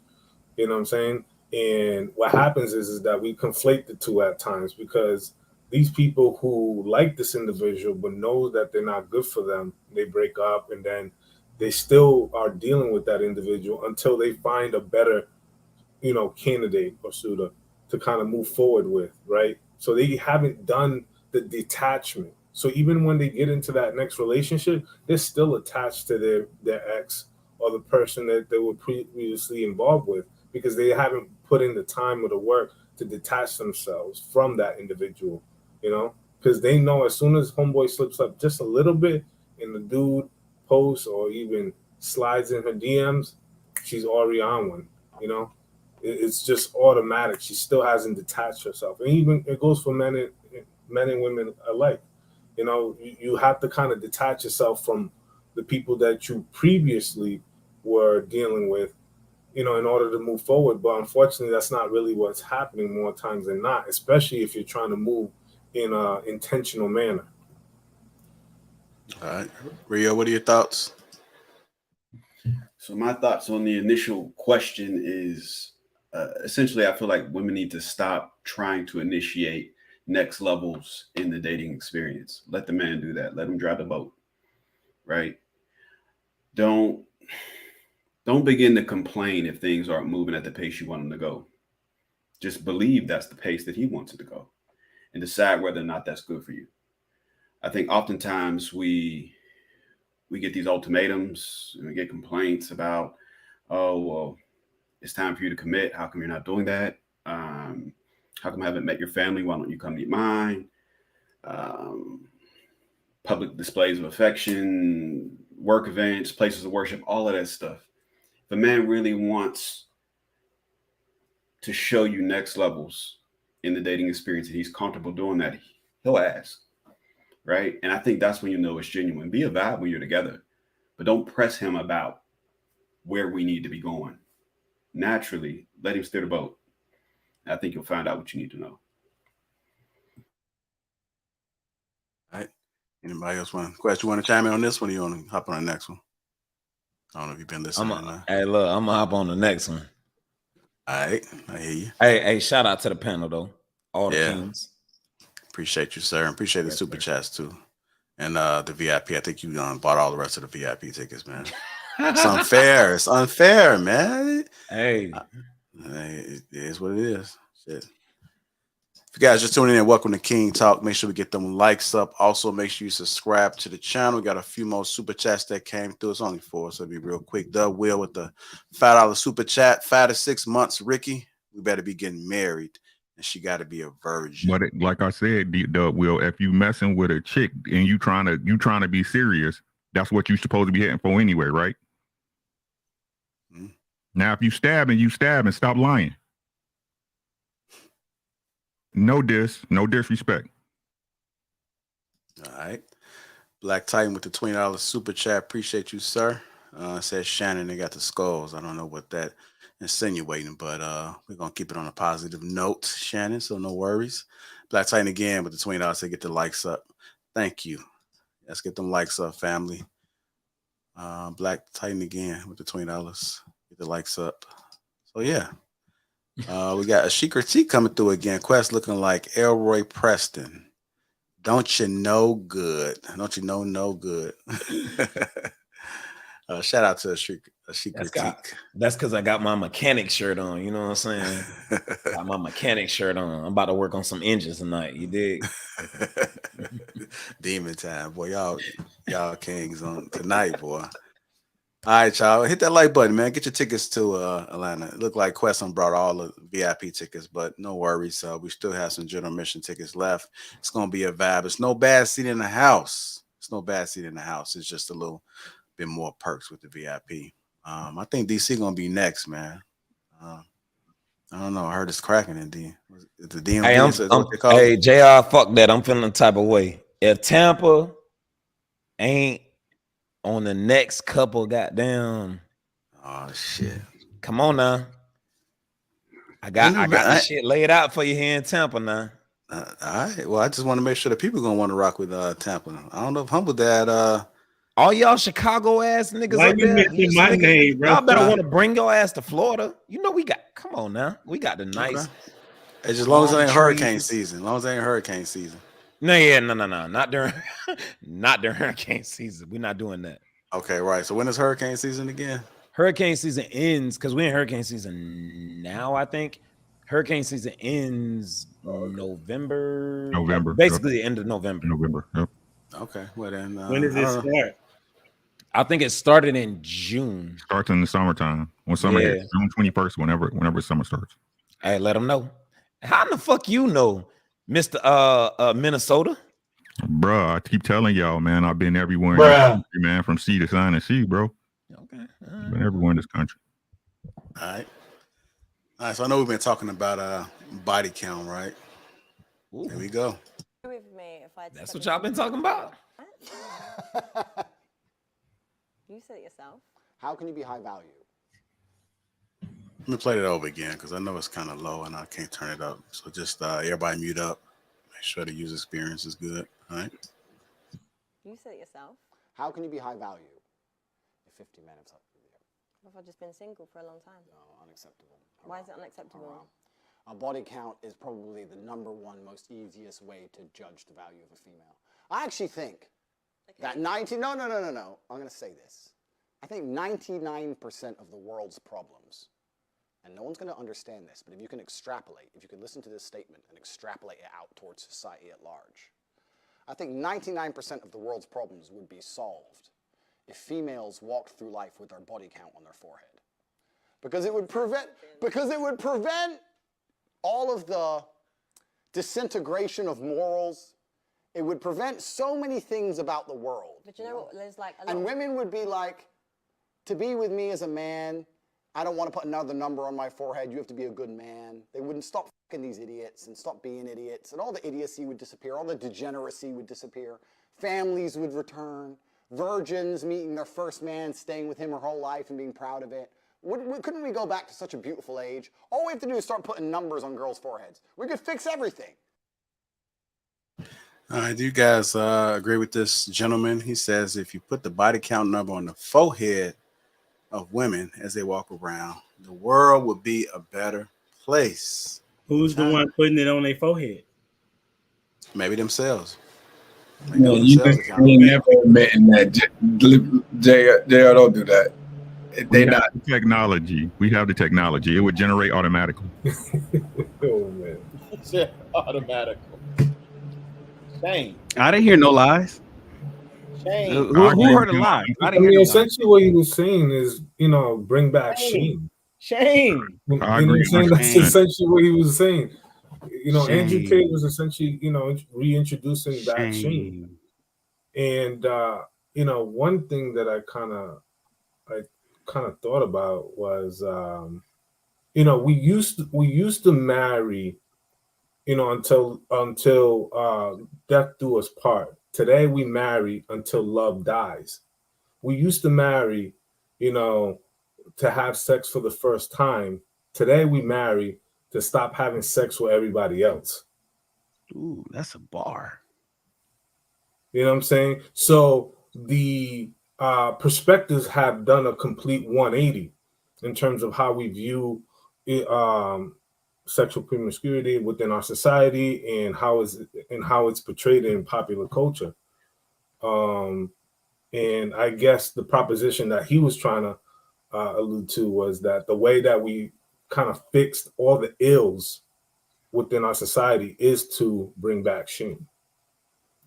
Lewis, don't be surprised if I steal your quote. Just gonna put that out there. We used to get married until death do us part, but now we used to marry until death do us part. Today we marry until love dies. We used to marry to have sex for the first time. Today we marry to stop having sex with everybody else. That is a bar. That's a super bar for sure. I see Shannon writing that damn thing down. If I can give my take on this, right? Since nobody's jumping at the bit on this one. I look at it like this, right? Okay. Women, right? This is what women say, right? And I think this is an understanding. Y'all let me know I'm off. Please let me know if I'm off, right? I'm not above correction. Most women, the majority of women, and we said this before, and you heard it in so many different conversations, right? That they got to have some emotional connection to a man to have sex, correct? Mm-hmm. Correct, right? And this is when, to me, again, most women, right, react this way, right? Most women learn love this way, right? Now, in our society today, the modern woman, the modern era, it's not that women are born to say, okay, I'm gonna take this many dicks, I'm gonna take this many dicks, no, that's a trained behavior. Would y'all agree? After going through so many troubles and so many heartaches or whatever, right? They program themselves to say, okay, I can move like a man. Agreed. Right? So think about that, right? Think about that. So if a girl talking about she got 30 dudes, she got 30 dudes, she's either emotionally unavailable, right? Or emotionally she's a goddamn wreck. Because that means every guy she meet, boom. Right? Every guy she meets, boom, boom, boom, boom. Right? So, with that being said, if you're not able to attach to a man, that means you're going to be just more difficult for the next man, and the next man, and the next man, and the next man, and the next man, and the next man. Because as much as women try to fight it, as much as y'all try to say y'all able to do it, you're not built that way. Not long term. Y'all not built that way. The simple fact that y'all feel y'all have to have a movement for it to be accepted. A slut walk. You got to make it trendy.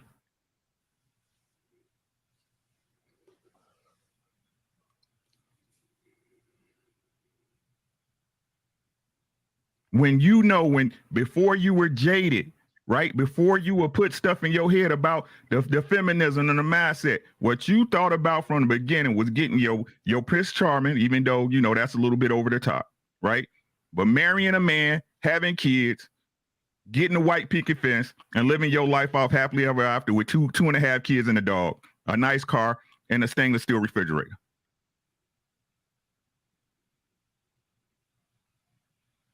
That's my take on it.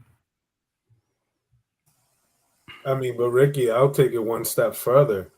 I mean, you mentioned, a woman having 30 bodies. I mean, have you seen some of the TikTok reels that are out these days of women just openly sharing and openly talking about having 30 ain't high no more. 30 to 50 at age 19, at age 22.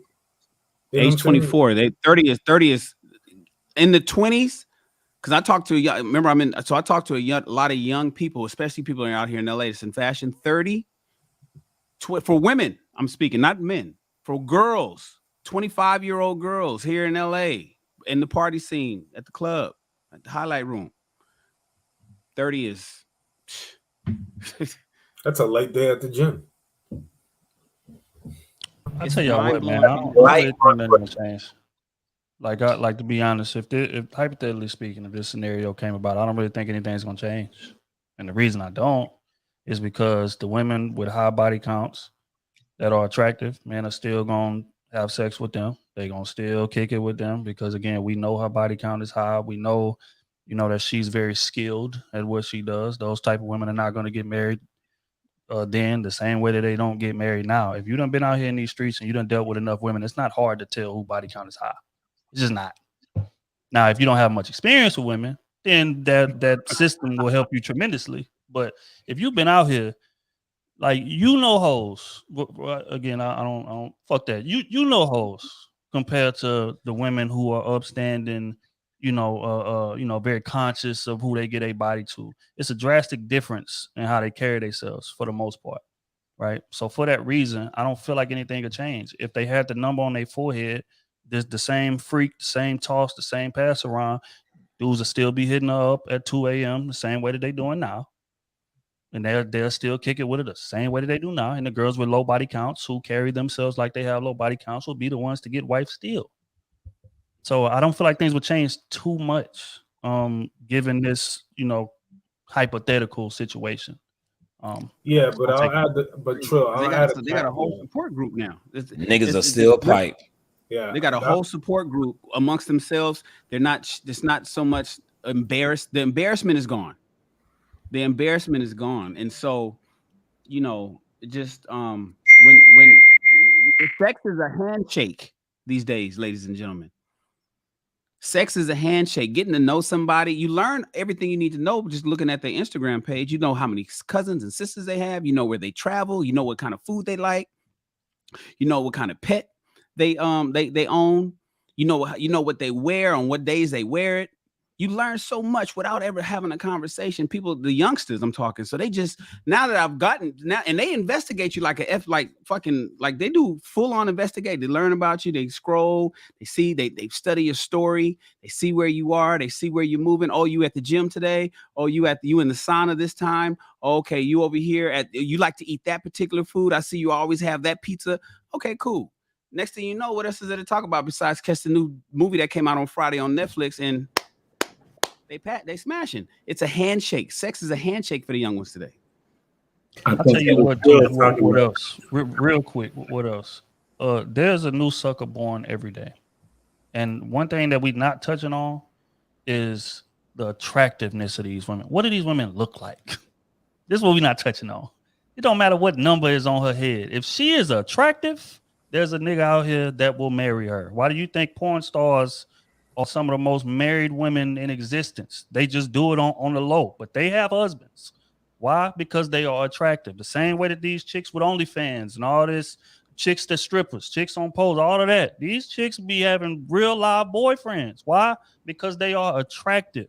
So for a man who's not used to getting women or whatever, as long as she's attractive, she's going to be looked at as a trophy. Doesn't much matter who else hit. He just happy to be there. And that's most men in society. Most men do not just pull a bunch of women at their own leisure. Let's establish that. I think we threw out this fact that 30% of men is going to die virgins, all those crazy numbers like that. Mm-hmm. So those numbers allude to the fact that most men are not out here getting women like that to just be passing one up just because she got a number on her forehead. That's facts. That's facts. Yeah. So at the end of the day, how she looks is gonna weigh in very heavily, and the caliber, and it's a new sucker born every day. There's a man out here that don't have options like that, and he's gonna willingly sign up for that fine ass hoe. But Troy, let me say this. Let me quickly land. Sexual attraction does not equate to sexual. What is it? Short-term attention does not lead to long-term retention, right? Mm-hmm. That sexual attractiveness might get you to the door and it might lead you in, but there are a lot of things that are within that relationship or that, dynamic that will start to fall apart at the seams. She might be talented, like you mentioned earlier about, she has skills in the bedroom, but does she bring any kind of utility? You know what I'm saying? That's the conversation that we need to kind of hit on a little bit more. A lot of these women don't have that kind of utility. Dang, what are you talking about, though? Yeah, that's not what he's saying. But I think to Trill, I agree with you. I don't think that if we trying to have this conversation to get adults to change, I'd rather leave that change for the meter, right? If we really want change, we can't look at it in our generation. We need to start early, right? That means the youth, to make them have some type of morals and make them look at it as shame. But it's kind of hard. It's crazy, right? And I mean, we're gonna talk about this. The reason why we got so much sex addicts, though, when it comes to women and even boys, they say out of every 3 to 4 women that you see, they've been molested when they was a child.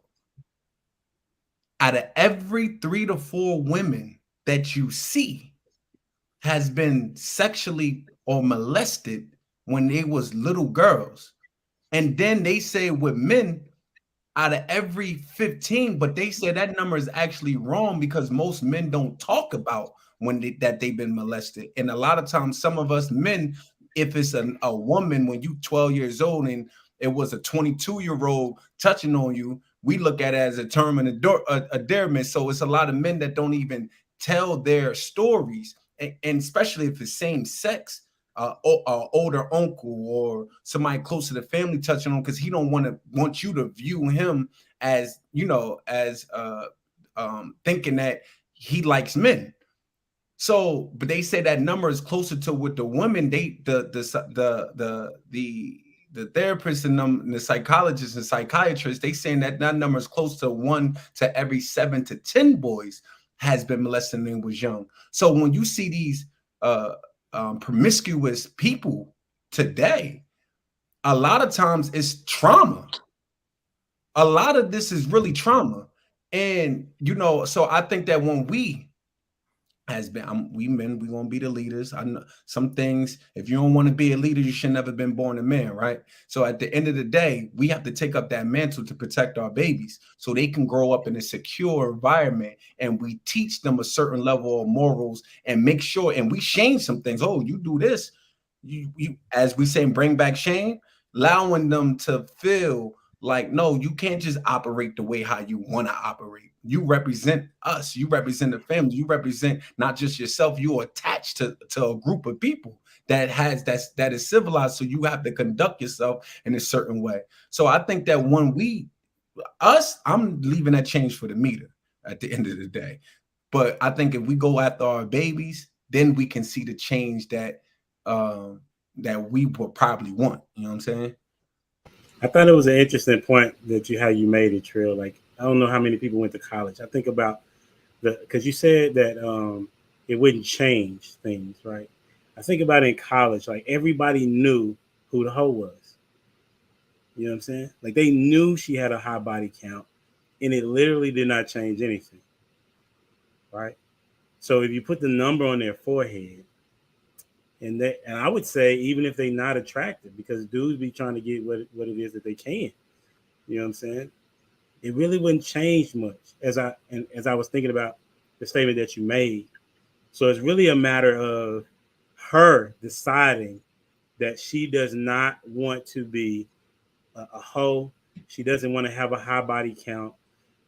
She values herself.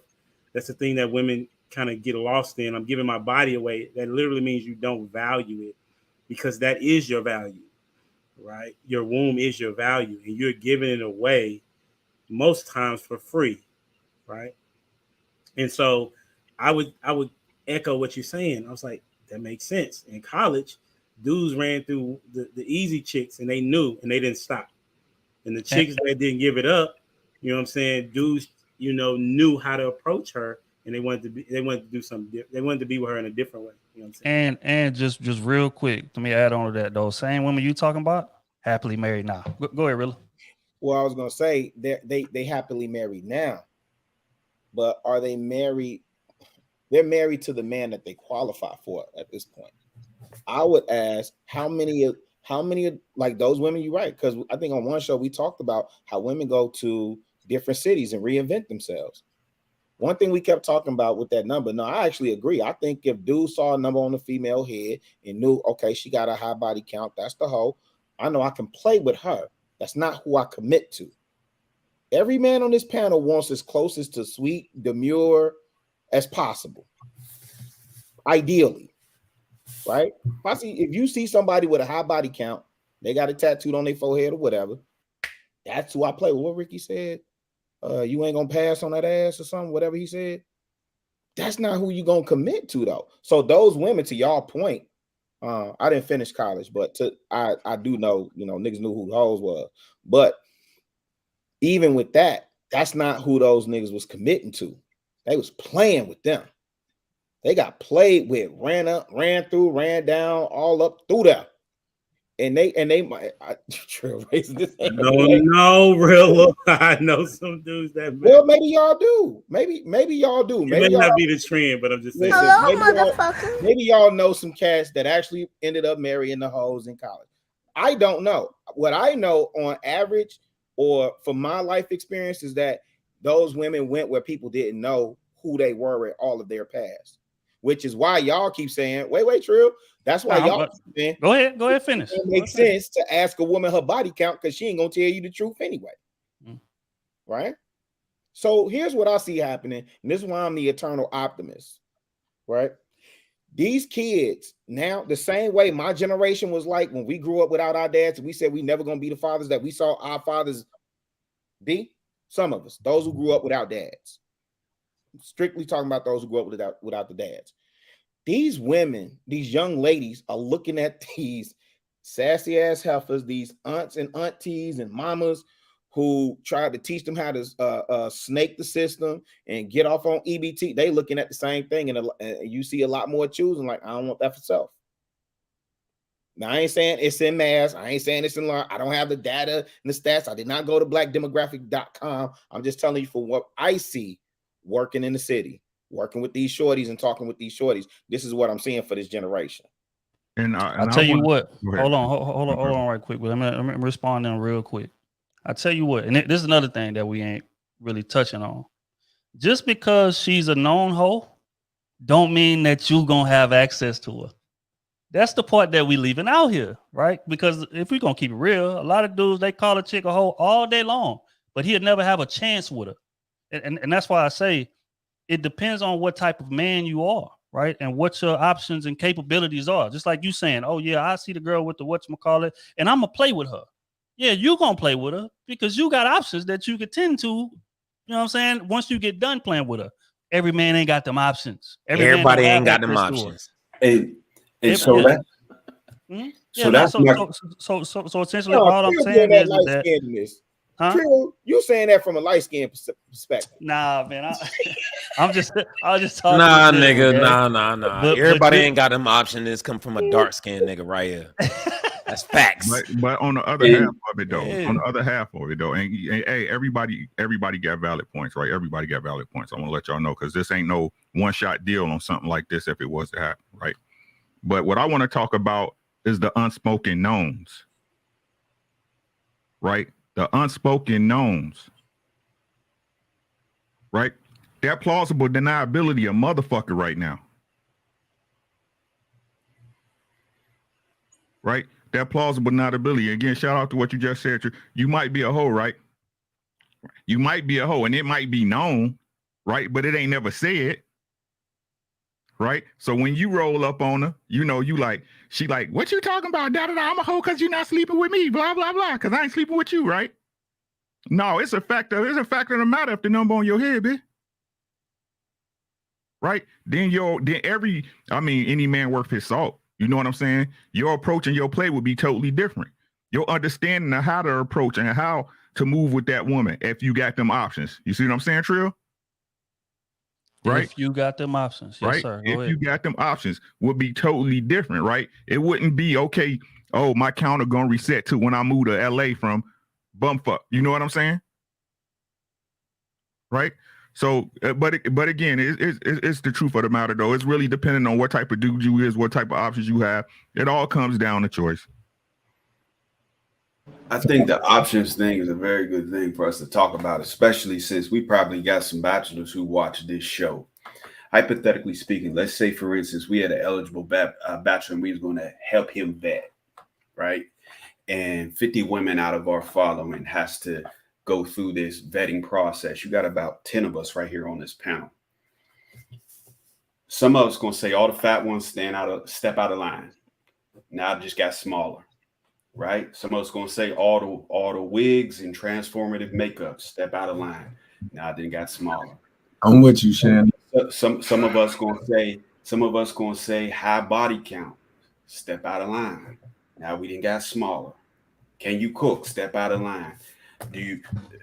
Women who want a man who will allow her to be able to operate in her femininity.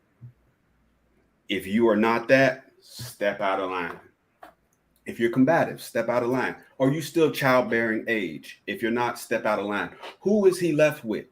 When we talk about that line empty in the motherfucker, bro. Come on now. Let's just get realistic. So realistically, you know what I mean? What are we willing to deal with? We got to really think about, and that could be different for every man. You know what? Wait, hold on. That's an empty ass line. Hey, Quest, you feel me? Because I'm sitting here thinking about everybody that we done excluded, and I'm like, God damn, is this unicorn out there right now? You know what I'm saying? So I don't know. Yeah, but then see, that's why it matters. That's why it matters what kind of man you are. I was about to say, because I only need one. Yeah, 100%. It matters what kind of brother you are. See, that's why. So look, so if we use Rio's filter, right? We use Rio's algorithm, and we filter all these women out. Now this is a very scarce line. Now it's about what kind of man are you, right? You see, that's where we come in as men. It's like, okay, well, yeah, I ain't worried about all them other chicks leaving line. I only need a couple of them in line anyway. That's right. That's true. Because I already know I'm ahead of the pack for most of these niggas that get to pick. Go ahead, talk slick, Shannon. So you got to just make sure that then, fellas, ladies, that's why put you a got one to in the chat if you didn't have to step out of line. I'm just curious, like how many of them are still there? And the thing about it, they all gonna say they didn't have to leave, Rio. You know that. You didn't even mention, ladies, if you know how to give comfort and consolation to a man. If you don't know it, how to do that, step out of line, because that's important. A woman that could bring comfort and consolation to you, to the mind, after you done been. You don't want a woman that you got to come home and fight with after you've been fighting with the world, right? She could console you. You know what I mean? Huh? I said you talking about peace. Peace. Yeah, go ahead, cook. I mean, the scripture says a woman could be your heaven or she could be your hell at the end of the day. So, it's the truth. So, man, but I do think it's different worlds though. And it's funny though. I'm about to say this as you was talking, as I'm looking at it, when I'm dabbling in the regular world, yes, I'm with it, but I also dabble in different worlds. Like I am in a world where it's a whole bunch of women that gives that. Everything that you're talking about, they actually in the class every Saturday training, learning how to do that every Saturday for the rest of their life. So the privilege, it just made me appreciate what the society that I am a part of. So when you were just talking, I'm like, God damn, you right, Quest. That's gonna be an empty ass. It's gonna be an empty ass line when we dealing with those who's conform with what society says, that the society, the norms. You know what I mean? At the end of the day, I agree with you. Shit, but I'm with Shannon. All I need is a couple months in the line. That's all. Rashawn, where them wife school? Hold on, man. You can't be saying that. Like you say, you in a society. You made it sound like a secret society. What society you in? It ain't secret. Wife school on Saturdays, bro. No, I mean, put out the website, the address, the phone number. Put out who is teaching, all of that. Put that out, man. Hey, yo, listen, these sisters. What you do is, with the sisters that's in the nation, they have a class, all woman class, every Saturday. Teach them how to act at home and abroad, how to treat themselves, how to rear children, how to do for self, and how to take care of man as well, right? It teaches them cleaning, the whole 9 yards, all ages, from the youngest all the way to however old you could be, whatever. You know what I'm saying? And what we also do until she married. You know what I mean? But and even then, right? And men, we also have our men's class on Mondays. We do the same thing. Teach us how to act at home and abroad. Keep our we must be clean at all times, mind and body, at home and abroad. How to treat ourselves, how to treat our women, how to treat our children, how to conduct ourselves in general. So it's a constant class every Monday for the rest of my life. Rashawn, have you been in the nation your entire life, or did you? Or no, not in my entire life. I've been around. You said you were married, and now you're divorced. Did you join the nation after you divorced? Yes, you did.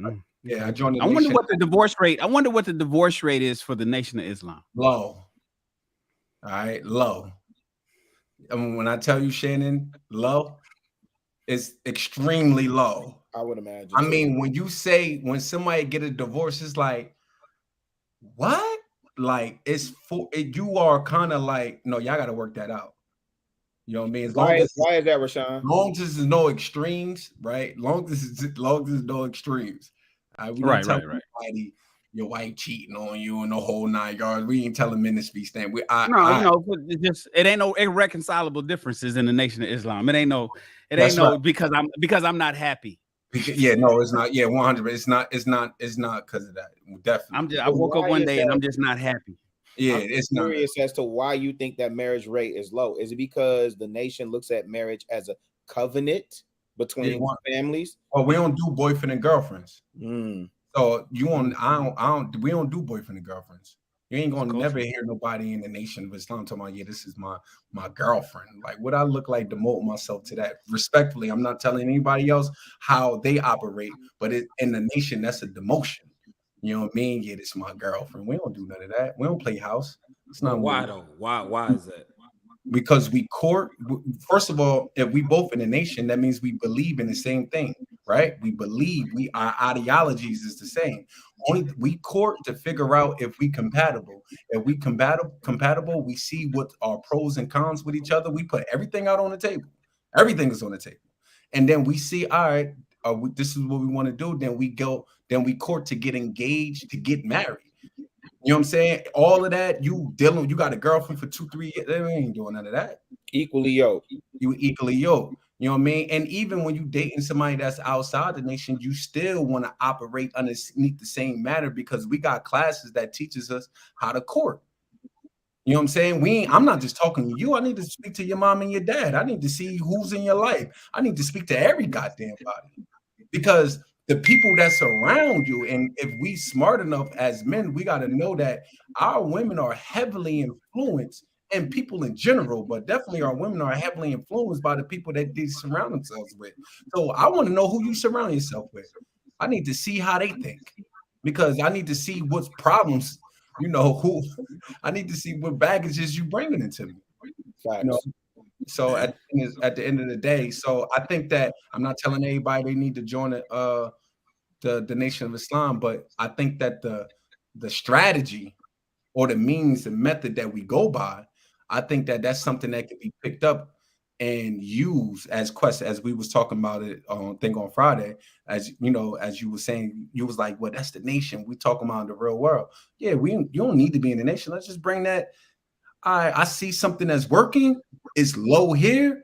Obviously, it's working. And this is black people. This is all black people. So you can't, the same black people who you said that don't got it all, they was thoughts.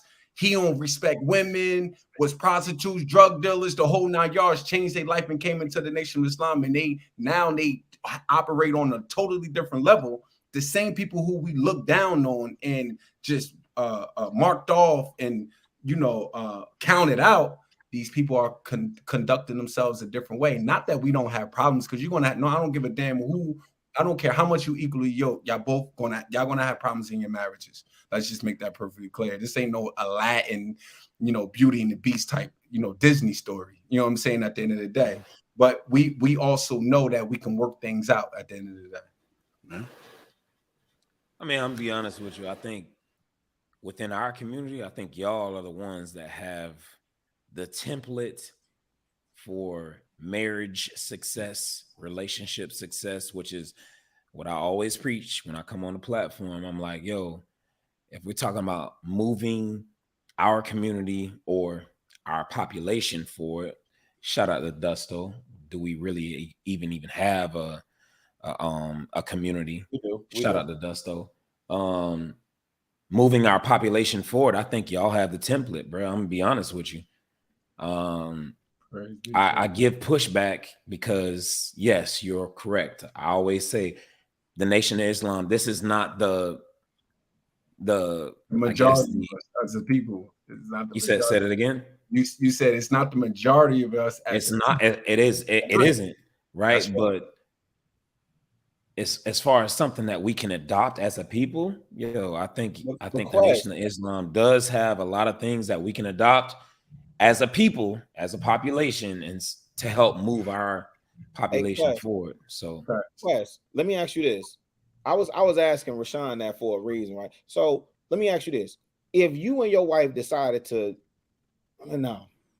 Somebody in your community decided to divorce, because I wouldn't speak that over your life. No. Make it. Ask what you was gonna ask. Somebody, okay, you and your wife decided to divorce because y'all just didn't like each other no more. Mm-hmm. Y'all ain't like each other, and y'all want to get divorced. Who in your cipher, your inner circle, and your inner community is gonna be the one in your ear like, what? Nah, fam, you can't do that. Y'all got to figure this out. This is family coming together. This is covenant in blood. See, that's the part that I adopt from the nation. I understand that part, right? As a believer of the Bible, I don't have to believe the same theology that Rashawn believes, but what I can agree on, I agree on. And what I agree on, I know all this conversation in this space be marriage is a business. Well, businesses dissolve all the time. Covenant is in blood, my nigga. Covenant. Oh, man. You're gonna be fighting. so wait, hold on. battle, Hold on. And listen, what is your question to me? I hear you though, and that's why I say I'm an eternal optimist in the sense of, because you see it in places where there is community. They know that family is the bedrock for the survival of their race, their ethnicity, their neighborhood, their community, all those things, and they fight to keep that. That's rooted in covenant. And so that's not just in like a particular religion. Like every religion has the tenets of what he's talking about. Right. It's just a matter of who is actually walking in the tenets that they say that they align with. Because it's the same thing with Christianity. It's the same thing if you go overseas and with Buddhists. You know what I'm saying? People that it's about community, really. And are you rocking with what it is that your community has said to? And for Black people, haven't really the allegiance has not really found a way to say, okay, marriage is what's important, right? That's not what's going on. So it's not really just about Islam. Like every religion has their mindset on that. They know that marriage being a covenant is what will build their community. And you know, I grew up a Christian, right? Hey, hold on real quick, Rashad. Okay. What was your question to me, Rilla? I was wondering if you and your wife decided to divorce because y'all didn't like each other, who would be the ones in your cipher, or would there be anyone in your cipher that would tell y'all like, yo, no, y'all got to keep this together? Oh yeah, no. Or would they say, it ain't working out, child, make your way in the figure eight, get up out of there? Nah. I mean, we could start from her mom and her dad. Like, nah. They'll be like, yo, what the fuck is going on? Y'all got to work this out. They be like, oh, you married a woman who grew up with a mother and a father? I did. That was one of my criteria to the panel and to those that's in the chat. I know y'all done heard me say this at least 30,000 times already. Yeah, no, that was part of my criteria on who I decided I wanted to spend the rest of my life with, right? As a Black woman, she had to be raised in a household with her mother and her father, right? That way I can avoid dumb shit within our community that we are normally, you know, have to succumb to, right? Quest says something so valuable, right? And that is, listen, I think if you don't got the support, the right support, and you know your circle, if you don't got the right circle, I think that is a part of the vetting process that you should look at, right? And see, in the nation, a lot of us, I mean, was broken or are broken, really, in reality, right? But we have a full, it ain't just our parents. It ain't everybody. Like, if you get a divorce, bro, like, it's kind of like you shunned out. You get suspended, damn near, depending on what's going on. So you got like everybody, and we all know each other. It's like family. You know what I'm saying? And we really take that to heart. Like, bro, over an argument? Like, because, you know, everybody gets, you got the older people telling you that who've been married for 20, 30 years. Like, of course you're gonna get tired of her. Sometimes she gonna get tired of you too. Yeah. That happens if you've been married long enough. Y'all get tired of each other, but you can fall back in love with each other. Like, damn, if you eating the same ice cream for 20 goddamn years, you ain't tried, like, you understand what I'm saying? You're gonna get used to it. Sometimes. Hey, So let me say this. All right, we gotta get final thoughts so we move on to the main topic. So let me say this to the fellas and the ladies that's out there in the chat, everybody who out here watching or whatever, right? The nation provides that. They have an actual a network, or let's just say network, that provides that type of vetting for you, your spouse, or your potential spouse, so on and so forth, right? If you are not a part of the nation, right? This is why I say it's so important to, when you date somebody or you are vetting somebody that you are trying to get to be your spouse or so on and so forth, right? That's why it's so important to be intentional about, like, hey, look, I want to date somebody that has a mother and a father in their household, somebody who was raised by them, in order to suggest, in order to say, like, hey, I don't have the nation, right? At least this woman, her mother and her father are present. They can be that vetting process, right? So in my life, that is what provided me that, like,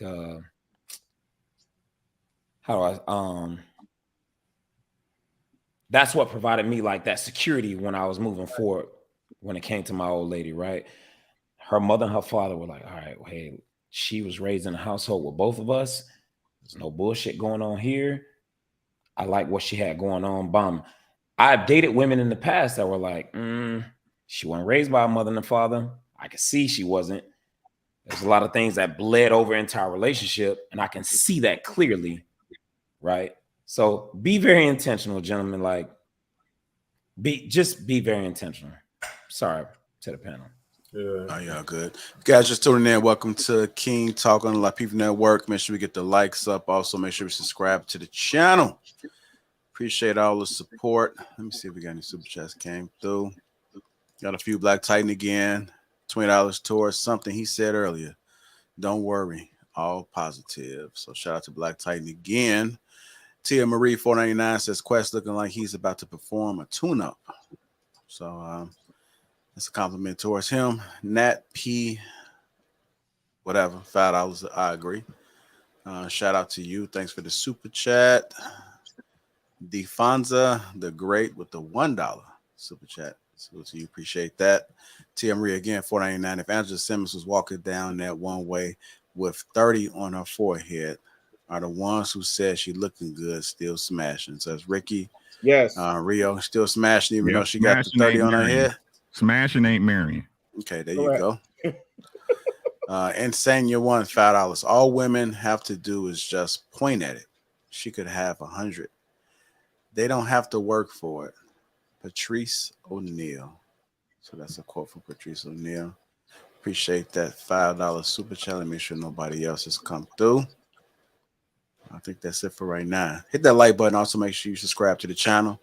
Get your tickets to ATL. Link pinned to the top of the chat. Shout out to the sponsor, Tej Hanley. Philly Tej. Wait a minute, I JR. always say. Yes, sir. I'm sorry, man. These niggas is really playing right now, man. Get these likes up. JR, run that Tej Hanley commercial or something, man. Let's get the likes up, man.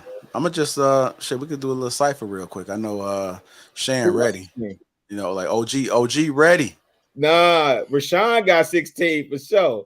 Oh yeah, he did. Hey, in the pregame, he was like, I'm feeling it. Yeah. Seen a whole different side. Yeah. Hit the like button, man. The likes are free. You know, I'm not gonna try to pressure it too much because I know we nearing that time. But just hit the like button. That's all we asking for. I appreciate the super chats, but at least hit the like button. Let's see if we can get this game from all these gentlemen out there.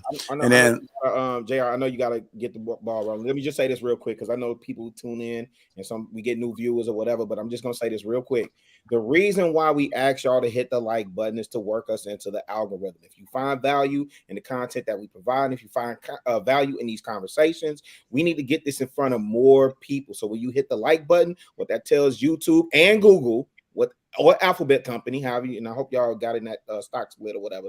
But what that tells them is people actually value what's being said over here, so they place it in front of more people. We're not like, please Trust and believe me. We're asking y'all to do this for a reason, and it's free. We appreciate all the donations, the contributions, and the super chats and the cash apps and all that stuff. But please, please, please hit that like button. Share this content with somebody that you think will find value in it, and subscribe to the channel so you don't miss when we do this every Tuesday at 8:30. All right, Jay, my bad, bro. All right, and then while we at it, lastly, let's make sure that we follow these guys on the individual platforms and YouTube.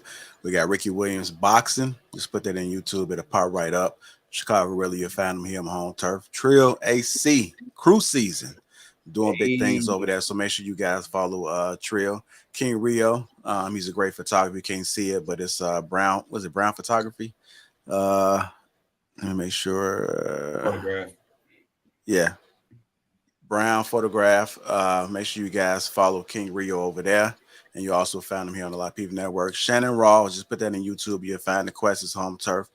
Sir Rashawn Ali, he's also has an Instagram. He goes live, and he's also part of 8 at the Table. So make sure you guys follow him. Humble Dad is Home Turf and also has a platform on YouTube.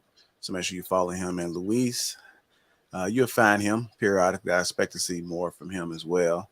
So you'll find him here. Make sure you follow him on this platform as well. So let's just make sure we support each other. That's what it's all about. Everybody has a unique perspective, and I'm grateful to have these gentlemen consistently on King Talk.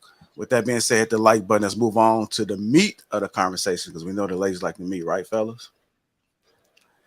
They like the meat. Why your man isn't vulnerable with you? RB space ass. Yeah, I got a couple clips I'm gonna play.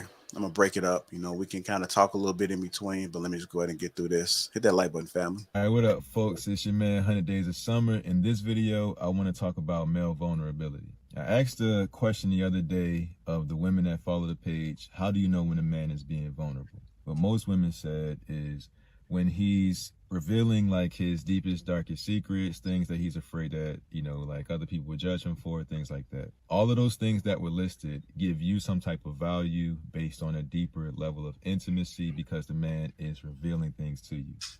And that's what most women consider when a man is being vulnerable. One thing that I noticed that was not mentioned is when a man is telling you the truth about yourself.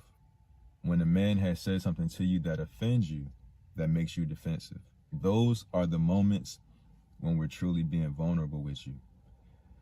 And typically in those moments, it is not met with open arms and love and a warm reception the way it is when you're revealing some deep, dark secret from your past. And most women don't even recognize it as vulnerability, which is why I asked the question in the first place. Typically, in those moments when a man is being vulnerable with you, you don't even recognize it until he begins to emote in the same way that you do. When he sheds tears due to frustration because he's not being received while he's being vulnerable with you. That's typically when the woman notices, oh, something emotional is happening here. I consider myself an emotionally intelligent person. I consider myself a person that can communicate my thoughts very clearly and accurately, right? So this is me saying this. Me saying that women aren't as good at communication as they think they are, because you're not able to be our friends and not be offended when we tell you the truth about you, when we're vulnerable about you and how we feel in this relationship with you. When you become defensive in that way, it makes us shut down and never want to tell you anything else about how we feel.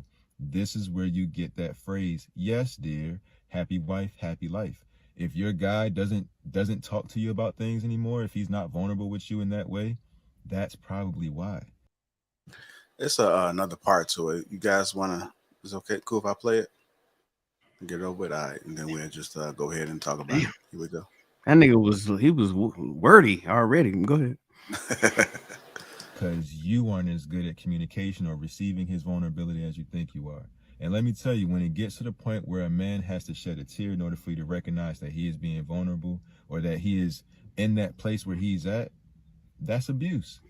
Just because you're aware of your emotions doesn't make you emotionally intelligent. Emotional intelligence means that there are emotions, but then there's also a rational mind. Those two things have to go hand in hand, and that is balance. If a person is too rational with no emotions, that's out of balance. If a person is all emotions with no ration, that's out of balance. Emotional intelligence is a balance, an understanding of those emotional chemical processes that are going on, so that you are epi them, that you are above them as opposed to below them in subjection to them. So you're supposed to be above them here, processing them from a higher place so that you can control your actions and responses to the stimulus around you. So if a man comes to you to be honest and it triggers you to the point where you're defensive, that's not emotional intelligence. You're not that person's friend. And that's why, you know, romantic love for me is, I think it's one of the most dangerous places for a man to be, in my opinion. But I'm gonna wrap this video up here. Thank y'all for watching. Of course, I want to hear everybody. All right, there you go. And it was kind of funny when Shan said he was wordy. I thought that was pretty funny. But nevertheless, you guys heard it, and that is the meat of the conversation. Particularly, that's for the ladies right there. Let's talk about it, fellas. Let's talk about it. Let's give the women some insight. Do you guys agree with what he was saying? Is there any truth to it? Does it make any sense? Let's just have a conversation.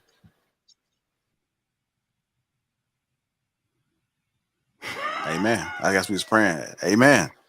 He kind of lost me. I'm gonna be honest with you. No, I want to hear Shan. I want to hear Shan on this one, nigga. What? I mean, that was a bunch of word salad. I didn't hear none. I didn't really understand what he was talking about. Right, he kind of lost me. Is there anybody is anybody that comprehended it? Was everybody lost? Obviously, it was on him as a communicator. You know. Oh, my bad. No, it's on y'all fault because y'all didn't understand what he said. I didn't. Agree. No, that's y'all. Agree. It is. It's incumbent upon me to have listened to him properly, and I didn't. It is incumbent upon me to have paid attention to what that brother was saying, and I tuned out. It's not his fault. It's mine. Yes, you're right. For sure. You tuned out early on. For sure. But I can tell you why. I mean, I don't agree with him. I don't agree with his reason about why your man isn't vulnerable with you. But I mean, he's entitled to his opinion. Me personally, I think it's because, like I said, when a man being vulnerable, y'all use it against him. I said that before. Go to bed, please. Go to bed, Q. Go to bed. Well, I listen. I heard some points that he made. He made some beautiful points. I mean, it ain't like he really dived heavy deep into it. You know what I mean? At the end of the day, at the end of the day, I think the meat and potatoes of it, I think that a lot of times men aren't vulnerable with their woman is because of fear. Fear is the biggest thing that is the biggest enemy to both men and women, really, in reality. But fear is like the biggest enemy. You will hear men say, well, the minute that you start being open with a woman, she uses against you or throw it back in your face, or like so many different reasons why not to be transparent, right? If I'm transparent, I'm not transparent because of her. I'm transparent because it's just who I am. I need to get this off of me. And once I get something off me, any secret that you think that you ain't gonna never be able to use it against me. That's why I told you. If it was a secret or you was able to get it to me, if you found out without me telling you, then you try to throw it in my face is different. But if I told you, you can never use it against me. All of that, trying to psychoanalyze or reverse things on me when you mad, none of that shit works. Excuse my language. It just doesn't work with me. So I just think fear is the biggest reason. Shout out to Mr. though. Mr. 1942 Logic. What's up with you, beloved? Oh, shout out to me, nigga. Hey, nigga. Hey, welcome back, my nigga. He come back starting yo. Early. Welcome back, my nigga. I'm coming back to hold you ninjas accountable because you been. I swear to God, this sound like the Gap Band. Y'all got pianos and flutes and violins, and I'm hearing all. I was like, what? I said, they know they capping. You know what I'm saying? I got my laundry list. I'm just waiting. Y'all go ahead and continue the cap fest. You know what I'm saying? I'm gonna come in and be clean up, man. Go ahead, y'all got it. And how y'all doing, everybody, man? Make sure y'all what's up, man? Do Ricky Williams emoji in the chat. That mud fire. No fucks given. What you know what I'm talking about? God damn it. Fuck that shit in the chat. Wait. Ricky Williams got an emoji? Yeah, look at the chat now. They finna flood that bitch. Flood it out. Hey, if he don't have a goddamn emoji, he need to. Oh, it's going that song Major Ricky for all you suckers out here. That song Major Ricky. And I became a member exactly like the same night I got an emoji. I became a member the same night. That's what I said I'm gonna do. So Saw Major Ricky in the building. I know I said y'all gonna want to push back on me. So you know what? Let's flame it up though. Think about this. He's absolutely wrong. Men in America are the most vulnerable, period. Black men in America are the most vulnerable, period. Like I said, if you don't believe me, what is the definition of vulnerable? I put it back chat for y'all. You know what I'm saying? Because we can't talk around it. What's the definition of vulnerable?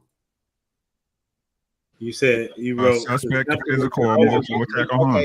You said specifically to their women, right? And to our women. Right. Because because I ain't talking about no, you know what I'm saying? Not only do they got to deal with it from the system, they also got to deal with it from their women. All this cap that people be saying, hey, at the end of the day, women do so much physical harm to black men in the black community, emotional harm to black men in the black community. They already is vulnerable. These women just want them to start crying. They're vulnerable as hell. You know what I'm saying? Fuck around and if you want to see how vulnerable a man is to a woman, knock one of them up. And I promise you, you will see the biggest, baddest man. I told the story. Well, one of my goddamn special forces partners I went to the first on course with, big bad. He had all the badges. He had more badges than my nigga Question. He a killer. Goddamn C badge, all kind of shit, diving there. I saw that nigga cry one time in my life when he went and signed his DD-214. He had two bitches there with him that get half his shit for the rest of his life. Men are vulnerable in America because the laws, the rules, it makes our men vulnerable. Our women just want niggas to cry. That's what he said. Oh, cry. No, fuck all that. A woman, look, can a man destroy a woman in America in 2022? Nigga, I'm hurt. Just hearing that, I'm hurt, bitch. No. Damn. Yes. No. You can't. Now, can a woman destroy a man? Yes. And that's what I'm saying. We already vulnerable. I know the little piano playing that he was doing and stuff like that. You know what I'm saying? And he put his glasses on and he was like Blind Melly Jelly. If you don't know who Blind Melly Jelly is, you know what I'm saying? Go ask your OGs. But that don't matter. We are vulnerable. Whether we want to or not, we have to be vulnerable. When I see dudes tiptoe around any situations, they tiptoeing around women. That's vulnerable, right? That's like if you look at it, hey, in our society today, who's the lions and who's the deers? I'll fade the black shit. I ain't got time Your for ass better not come back fading the black, man. Get your black ass back on this screen, man. What the fuck are you doing, man? Yeah, he said, so vulnerable is a noun and an adjective. So hold on. Hey, JR, scroll back to that last super chat. Scroll back to that last super chat. That shit said logic returned and in minutes confused everybody on the panel, nigga. Right. Come on now. Go back, JR. Pull that shit up. So listen.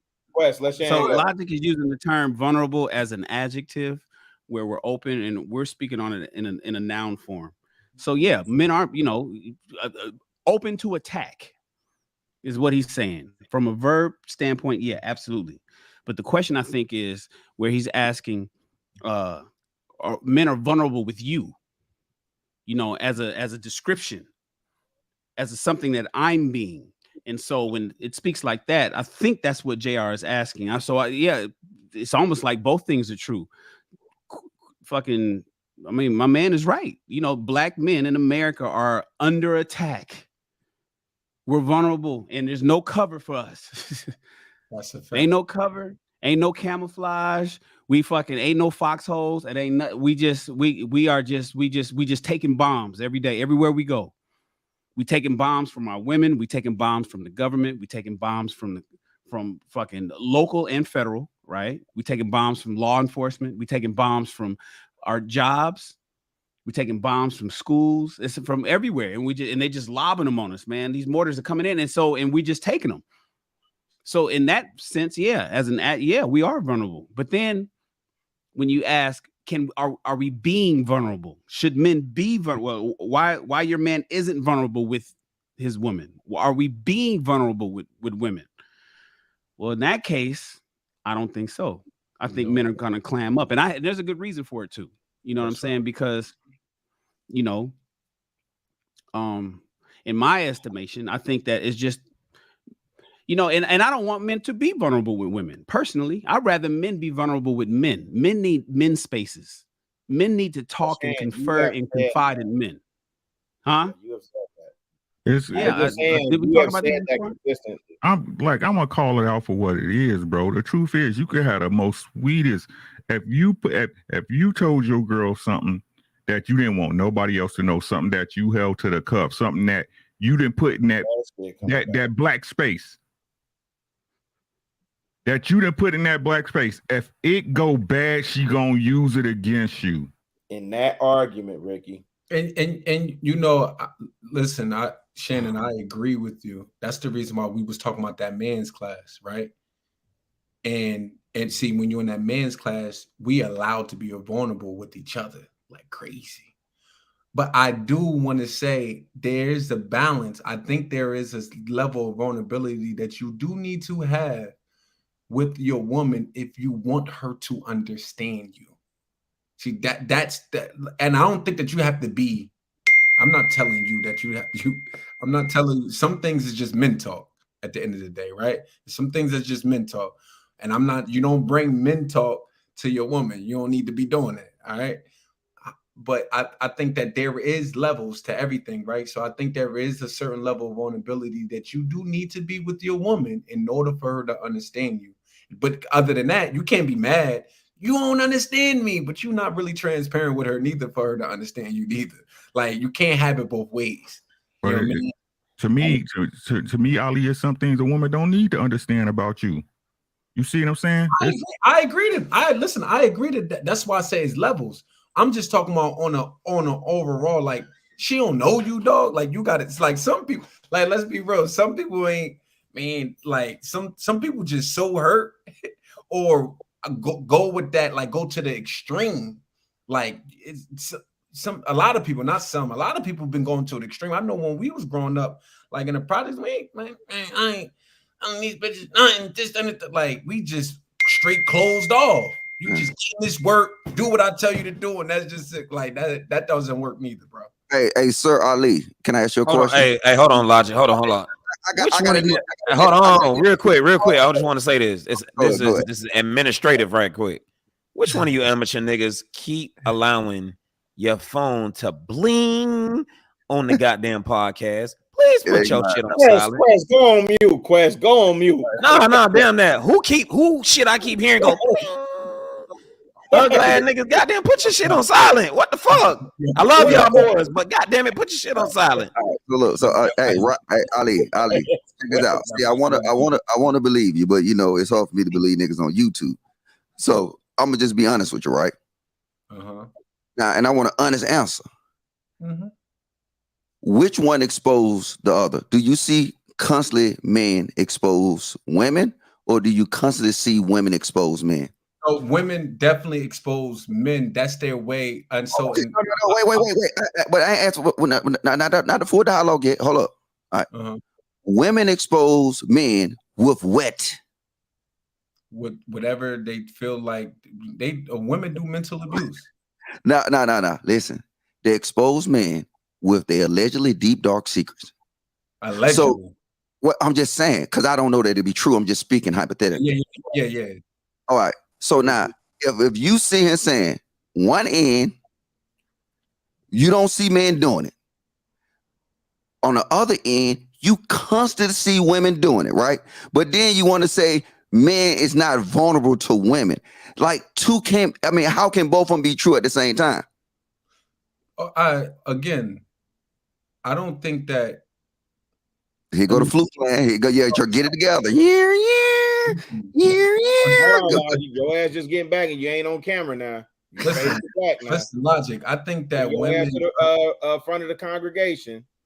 All right, I'm sorry, really. This King talk. I'm sorry, this King talk. I apologize. Logic. Stop that, bro. No, you're right. I apologize. No, welcome back, G. But go ahead, Rashawn. I'm sorry. Nah, yeah, listen, and I want to get I do want to get Rio and Luis in this conversation too, because y'all been quiet. Quest, stay on mute. And you see how he Rilla saw you vulnerable, so he tried to save you. Man, stop that. No, he saw you vulnerable. Right? Hey, Logic, I'm about to respond. I'm just waiting. I'm respecting the moment. Go ahead, brother. Go ahead. I'm sorry. Thank you, Rashawn. All right. So Rashawn, please respond, and then I do want to get Luis and Rio in here for some of the conversation too. Yeah. So again, I think that women try to expose or have been trying to expose men on things that they have learned, rather they was told directly from the guy, or women are like the FBI. They research every goddamn thing about you and they study you. So I think that we might give levels, and that's why I said there's certain levels to this. We might give them a little something. We don't give them everything. And I agree with Shannon. You don't supposed to give them everything. So women do, they say, like, growing up, men do more physical abuse and women do more mental abuse. They like to do the shame game, and they like to try to whatever they think that it is. And a lot of these females out here be lying too on a nigga. Don't make it seem like, they just say any goddamn thing to get underneath your skin. It don't necessarily have to be the truth. So now you still not getting to the point. The point of the matter is that men are not as vulnerable. Men are not. Let's be clear here. Men. All right, let me just get to the point. The point I'm making, right, is men are vulnerable. But to the woman, vulnerable is crying. Vulnerable is begging. See, everything else, men do it. That's why they easily to get exposed. They sit here and they confide in these women. They do all this, but they're not running around just crying, just being some bitches. For the most part. You know what I'm saying? Outside of YouTube, I don't know. You know what I'm saying? But the thing is that's what I'm saying. That's what they want you to do. But every dude I know, they confide in their old lady. And then when it go bad, guess what their old lady do? Expose everything that once confided in. So now I'm telling you, men are vulnerable. They're just not crying. That's all I'm saying. That dude video is full cap. You know what I'm saying? We are the most vulnerable men in society today in the United States. Why you gonna put more bullets in the gun, bro? Hey, you're right, Ricky. Shit, dropping the Ricky emojis in the chat. Just being honest, bro. Why, like, don't play like that. Like, you told your girl because you thought you could trust her with that. That's why you told her, right? But for any man, come on, man, let's stop the cap, bro. Y'all already know what it is, man. I'm sure I ain't gonna say everybody went through it, but y'all know somebody who went through it. I guarantee you, every man on this panel that went through it. Man, that's the reason why you don't do it, because you learned your lesson. No, we just you don't do it because you learned your lesson. I'm sorry, man. This Keaton talk. All right, let me play my flute. I'm sorry. Look here, man. I think pull this shit back to even before. I think y'all went a little too deep. I don't think niggas is that comfortable being vulnerable in terms of expressing weakness. I know I'm not. Shit, we wasn't programmed to express no weakness, especially where we come from. Like, damn, to your girl, to nobody, to no niggas in the neighborhood, to no old heads, no nothing. Every time they see me, I want them to think I'm invincible. So I'm gonna walk around and I'm gonna carry it that way. Because a lot of times in them environments, you gotta be. You ain't got no choice. You show some weakness, a nigga can finesse you, take advantage of you, set you up, all type of shit. So a lot of men not even comfortable expressing to a woman what our weaknesses are, because we ain't got no practice with that shit. I heard Shan say on here maybe like last week or something. He said he don't even feel comfortable accepting gifts. I don't even know how to say thank you. So let alone sit the woman I love down and say, hey, baby, I feel like I'm coming up short in this area. I'm inept over here. I'm inept over here. Niggas not having that type of conversation. It's just not happening because we're not comfortable doing that. So I think, that's probably the main part of the issue. Now what y'all saying is true. Niggas definitely fear it being thrown back in our face, because that's women's only, kind of response to what I mean. That they can't beat us physically, so it has to be mental. It has to be It's their defense. Right. Yeah, it's the defense mechanism. And again, that's a valid concern. But I mean, at the end of the day, like when you've been married or you've been in a long-term relationship with somebody, eventually you're gonna be vulnerable. We can sit up here and talk like we superhumans and shit, but that's not realistic. If you're in a And that's long-term facts. relationship with a woman, that means that you trust her enough to have kids with her, trust her enough to further your legacy, trust her enough to have all my bank codes, all my pass codes, in case some shit happened to me, trust her enough to take my life insurance if a nigga killed me out there in these streets. Nigga. So you will be vulnerable with Talk your that shit. type of woman. Talk But your again, shit. I think it takes a lot to get there. Niggas ain't just vulnerable with just anybody we dating. It has to be a extended, long-term type of relationship. And again, even that, it's a bunch of fucking hurdles that got to be crossed before we feel comfortable expressing any weakness at all. A So level I think of that's vetting. probably the main issue. Niggas not comfortable, and niggas don't really know how to be vulnerable in terms of expressing weakness. That's not Let me Like, do you understand the level of vetting that has to go? Let me know when you're done, bro. Hold on, just really quick, because I said I want to get Luis in here and I want to get Rio in here. I just don't want to skip over the bar that got doggone Trill dropped when he said, because I know on King Talk a lot of ladies pay attention and they in here. Ladies, when he gives you the bank codes, life insurance, like these are the instructions for what happens if I go away. Man, whole freaking bar. And But see, you know what? That's cap, because you know what? What Trill said, it was cap. But see, niggas gonna play the flute. Wait. It was. Why Logic?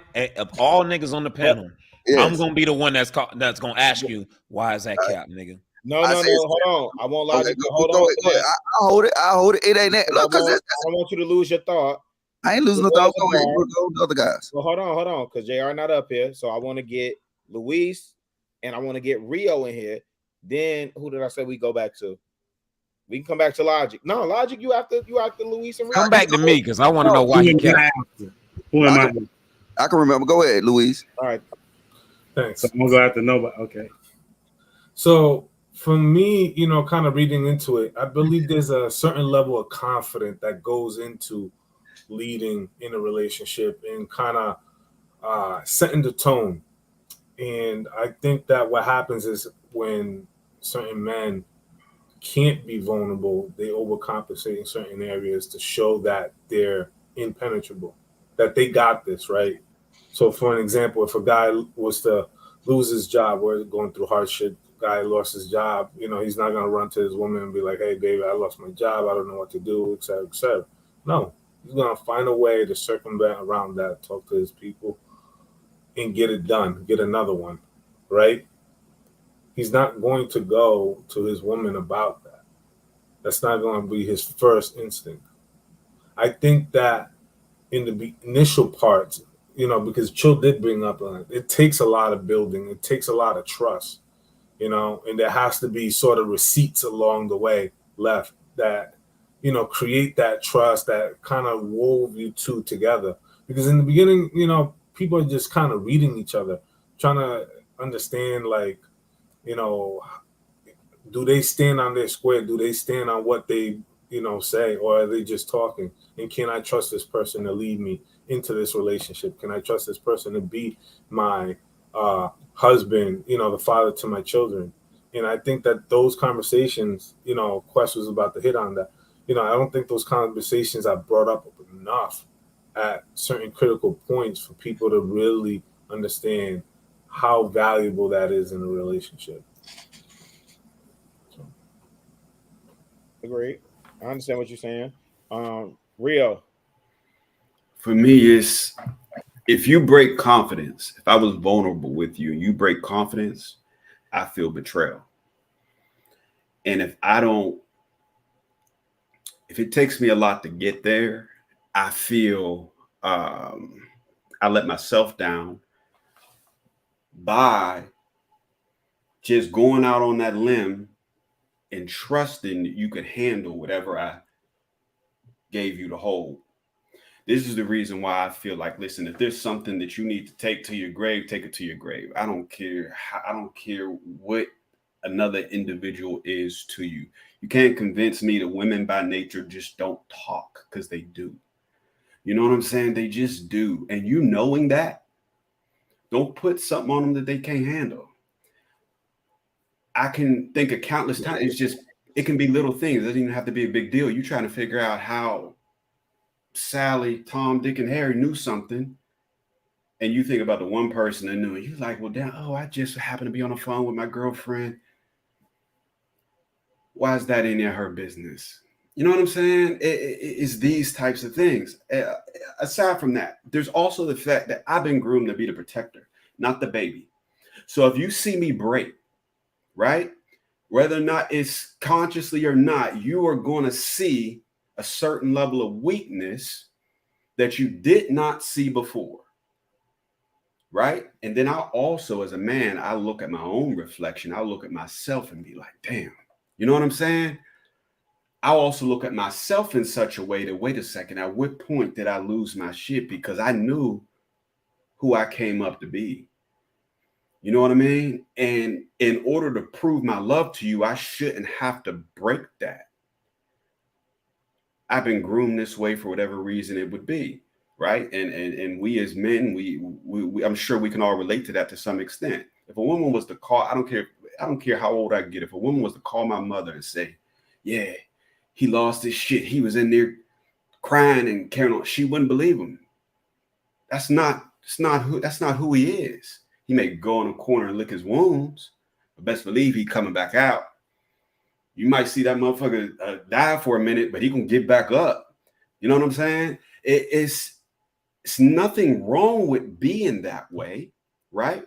But I think somehow, some way, they need to see that we are a way with them that we're not with anyone else in the world, right? And I think there are ways of doing that, but it does not require changing who we are as men.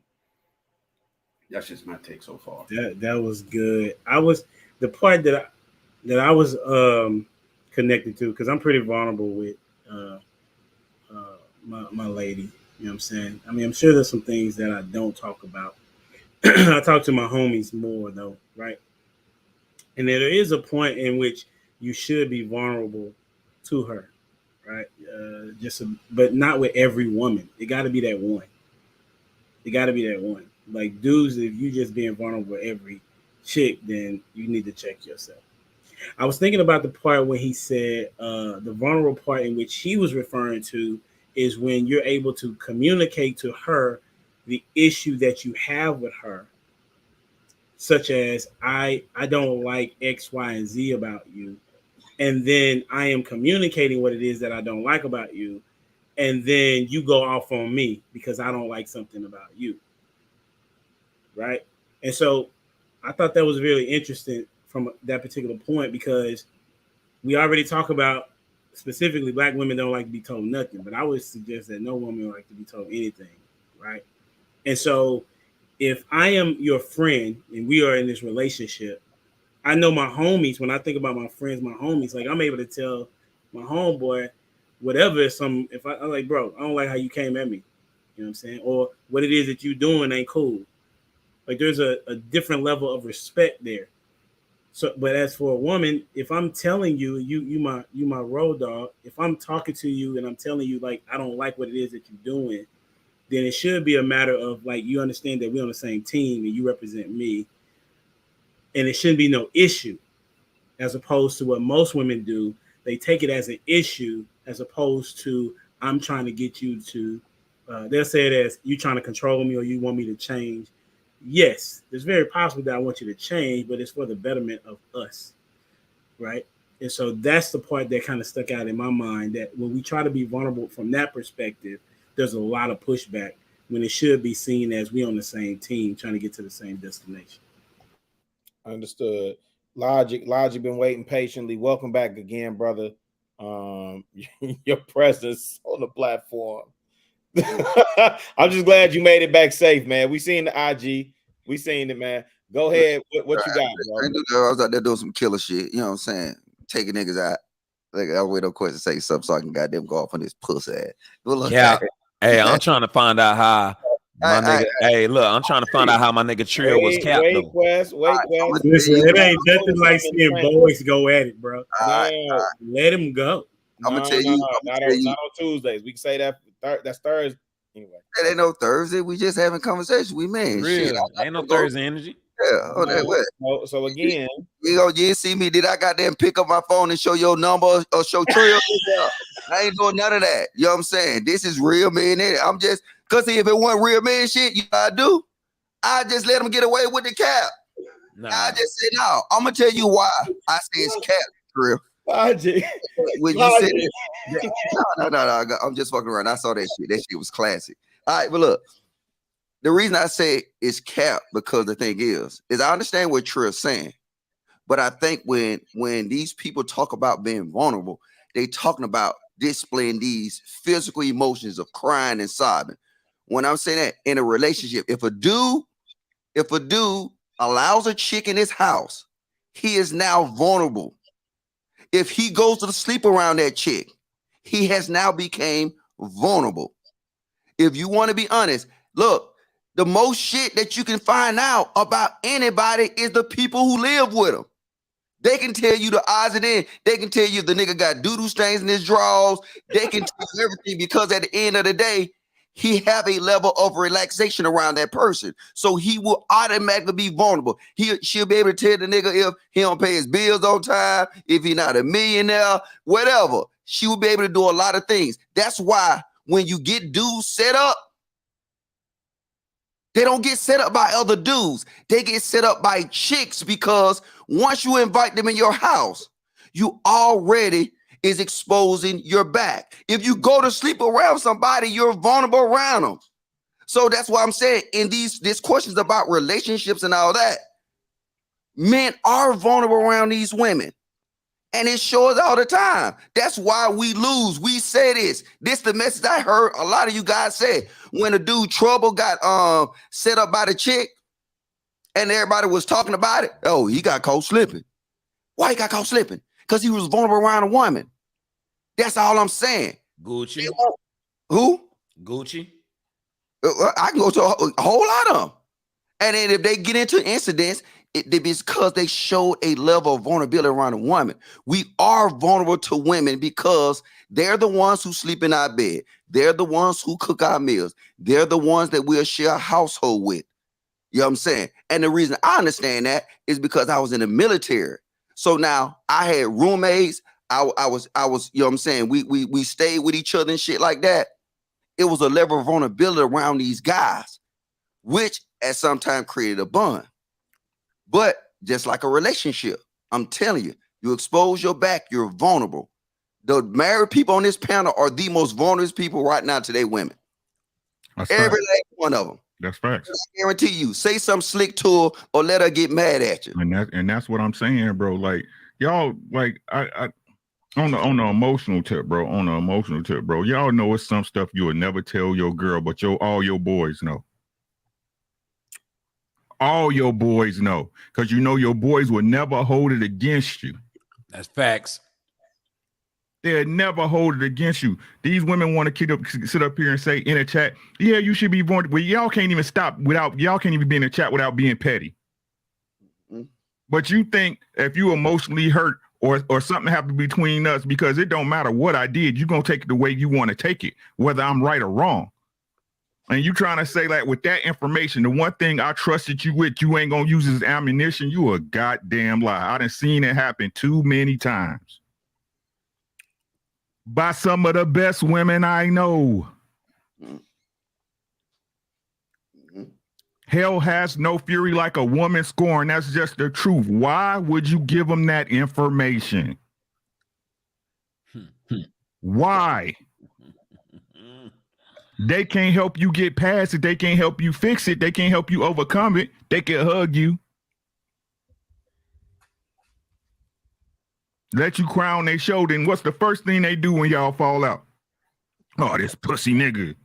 Get your ass, nigga. Crying to me and shit. The reason why you don't do it is because you learned your fucking lesson already. Stop the cap, bro. Hold on, I got a question for Trill. Trill, how long you been married? 12 years? 5 years. So you been vulnerable for 5 years, my G. And I'm saying, my nigga Quest too. And it's supposed to be that way. I ain't tripping about But hold on, Logic. Hey, Hold no. on, Logic. This is why proper vetting is so important. Because I guarantee Trill just didn't just jump into a fucking marriage with a random woman. Right. He properly vetted that woman. I'm with that. But the only thing I was combating, I understand why you guys are vulnerable. Y'all did y'all vet, y'all pick them. But for these women to say men are not vulnerable, that's my whole pushback. I'm saying if you get a girlfriend and you move in your house, automatically you're vulnerable. That's all I'm saying. Men are vulnerable. And you know what I'm saying? The chicks are vulnerable too. But they can't say men are not vulnerable. It's just that they want to see crime. I don't think anybody on the panel is suggesting that men aren't vulnerable, right? I think it is incumbent upon all of us to make sure we vet whoever the fuck it is that we bring into our circle, especially on that level when we talk about. Even if you vet, it's some shit you don't need to tell your girl. Even if you vet, there's some shit that you went through that sometimes it's better for you to get off your chest that you don't need to tell your girl. That's fair. That's fair. And I'll That's what I'm saying. And I'll also give one layer, an additional layer to why married men are vulnerable. You're vulnerable if you ever were to have to get a divorce, because we know that essentially men are most vulnerable in the courts, right? I mean, ultimately, in the same with like child support and things of that nature, right? It's just, I just listened to a podcast the other day where they were talking about how in the United States we married a state, right? And there were a number of reasons why they talked about that and how we essentially are susceptible to getting the short end of the stick if things go south. And that's typically when emotions are high, you are no longer in alliance with one another, and it's almost a war. At that point, you can't bank on her to have your best interest at heart, and the courts for damn sure won't either. You know what I mean? So, and I'm not saying that things will go that way, but we see it get real ugly, right? And it doesn't necessarily work out to the man's favor. So I think that's a good example of how men in situations such as marriage are really vulnerable. And you vet as much as you can, but I mean, hopefully things never get there. But if they do, I mean, her fury, what somebody said, woman scorn. So I think it's this though, man, is that again, like I said that I listened to y'all talking, I was waiting on you guys to point out a contradiction or kind of go against something that I said. Y'all saying shit that I actually agree with. I think we talking about two different kinds of vulnerability. Y'all talking about just being vulnerable in general to attack. I think we all are. If I walk out of my front door right now, I'm vulnerable to get robbed. I'm vulnerable to get hit by a car. I'm talking about a man expressing vulnerability, expressing weakness. That's what my soliloquy was about. So again, I don't think that I disagree with y'all. So when we get to talking about Trill's cap, that's bullshit. But again, Logic ass is good at that, bro. Just get up here, you get to talking loud, and you get to talking passionate, and he get to making a lot of sense, and then he get to kind of sway the narrative. But I'm gonna bring the narrative right back, like I always do. We don't disagree. Again, I agree with y'all saying. You being in a relationship, period, is vulnerability. But in terms of a man expressing himself, I feel like, again, most men don't know how to do that because, again, we're not raised to do that. We're not taught to do that. We're not even comfortable expressing weakness at all to anybody, not even our homeboys, if we're going to keep it real. Like men not as open with each other as we should be, for real. Facts. Until it gets to a point of just dire circumstances to where it's just the bottom of the bottom. I'm about to get kicked out my crib. My wife divorced me. She took my kids from that type of shit. But men ain't just in everyday conversation. Yeah, bro, man. I wish I could be a better dad, bro. I'm bullshitting, man. You know what I'm saying? I wasn't there for my kids last week. Like that ain't just regular conversation that men have. Men get together and we talk a lot of shit. We brag. We talk sports. We kick it with each other. We talk about hoes, whatever the case may be. But in terms of opening up and open up yourself in terms of vulnerability and communicating, we don't do that with each other enough. So it's not a situation of that we're scared to communicate to our woman. I think it's more of a situation of we don't know how to communicate vulnerability, period. Now, we are vulnerable, sure. But in terms of us communicating it, we don't have much experience with that. Can you give me an example though? See, because what you said, like I said, it sounds good to the deaf ear, but can you give me an example of a man that's being vulnerable to a woman? Like y'all saying it is. Okay. A perfect example would be you sitting your girl down and saying, "Hey, baby, the reason that I'm not as in tune with you from an emotional standpoint as I should be was because when I was a kid, I got molested. Or when I was a kid, I got abused by my mom. So that right there is kind of causing me not to connect with you on the emotional level the way that maybe I should, or the way that you feel like maybe I should do. But this is the reason why. You know what I'm saying? Or, you know what, the reason that I'm not as in tune or such a good dad with my kids, right, is because when I was a kid, my dad worked and shit all the time, and my mom didn't never have no time for me. She was out here chasing niggas instead of spending time with me. So so I kind of have like separation anxiety in terms of when shit get hard, I kind of run away from it more so than communicating with you and stepping up and being the father that I may need to be for my kids. That's why I'm lacking in those areas. Those are examples. Or something that you can familiarize yourself with. Hey, logic, something you can familiarize yourself with. Hey, there's a reason why I'm acting out in a certain manner. It's because I've been exposed to certain things in Afghanistan and Iraq and da da da da da. You understand what I'm saying? You know where I'm going with that, right? I don't even need to dig no deeper than that. Like if you expressing that to a woman, first off, you're not gonna do that unless you trust and understand. Like you have a relationship built where you can trust that woman, where you can get that shit off. Facts. So now I got it. Now listen, I'm gonna go back to what Trill point was, right? So she already know the problem exists, correct? No, they may not. No, wait. Which problem exists? They may not know that problem exists. Wait, hold up, slow down. When she see you isolated from kids, right? Mm-hmm. She know the problem already exists, right? Mm-hmm. Why do she know that problem exists? Because it's in front of her eyes. It's in front of her eyes, right? So all you doing is telling her why. But at the end of the day, you're vulnerable because she's there. She sees the problem. If just say like the point you use about being molested, that you couldn't like physically connect or whatever, emotionally connect or whatever, right? She know the problem exists already. All you did was just say, hey, this is the reason why. But the problem already exposed because she's near you. She's live with you. She see that you're emotionally disconnected and physically disconnected. So I'm saying because she's always near you and around you, she knows you're vulnerable to her. That's how she can see it, because you're vulnerable. She's around you. And then now you're doing. That's not the same thing. So you talking right past everything that I just said. That makes no sense in terms of what I said. It does, because I asked you for an example. Right. And wait. You asked me for an example in terms of expressing vulnerability without crying or without laying it out. When that man having those type of conversations, he's not crying. He's not overly emotional. Baby, this is why I don't do what you feel like I should do, or why I'm not being the father that I should be, or why I'm not being the husband that I should be. Those are expressing vulnerabilities. I could express that shit to you the same way I am right now. I'm not overly animated. I'm not crying. I'm not bawling in tears. But that shit is hard to do because we don't have familiarity with expressing those type of vulnerabilities. It has nothing to do with her. We could be talking to our homeboy. And that's still hard to convey that type of message. I'm with you, because I'm with you on the whole point. But this is what I'm saying. Her being around you, she know the problem exists. Mm-hmm.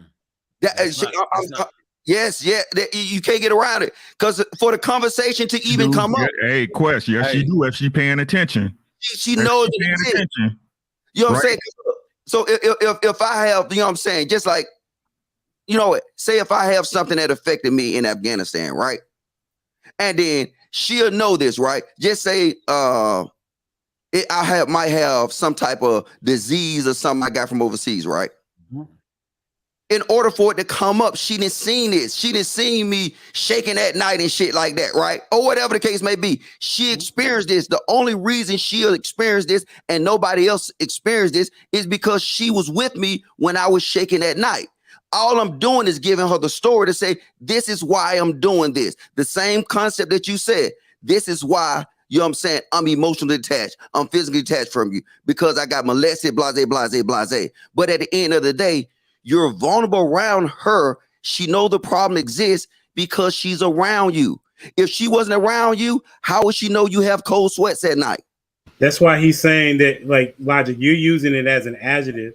Trill is using it as a verb, right? So that's what you're, that, like, y'all, you're saying the right, I mean, what you're saying makes sense by definition, but Trill is giving you an actual account of what it looks like real time.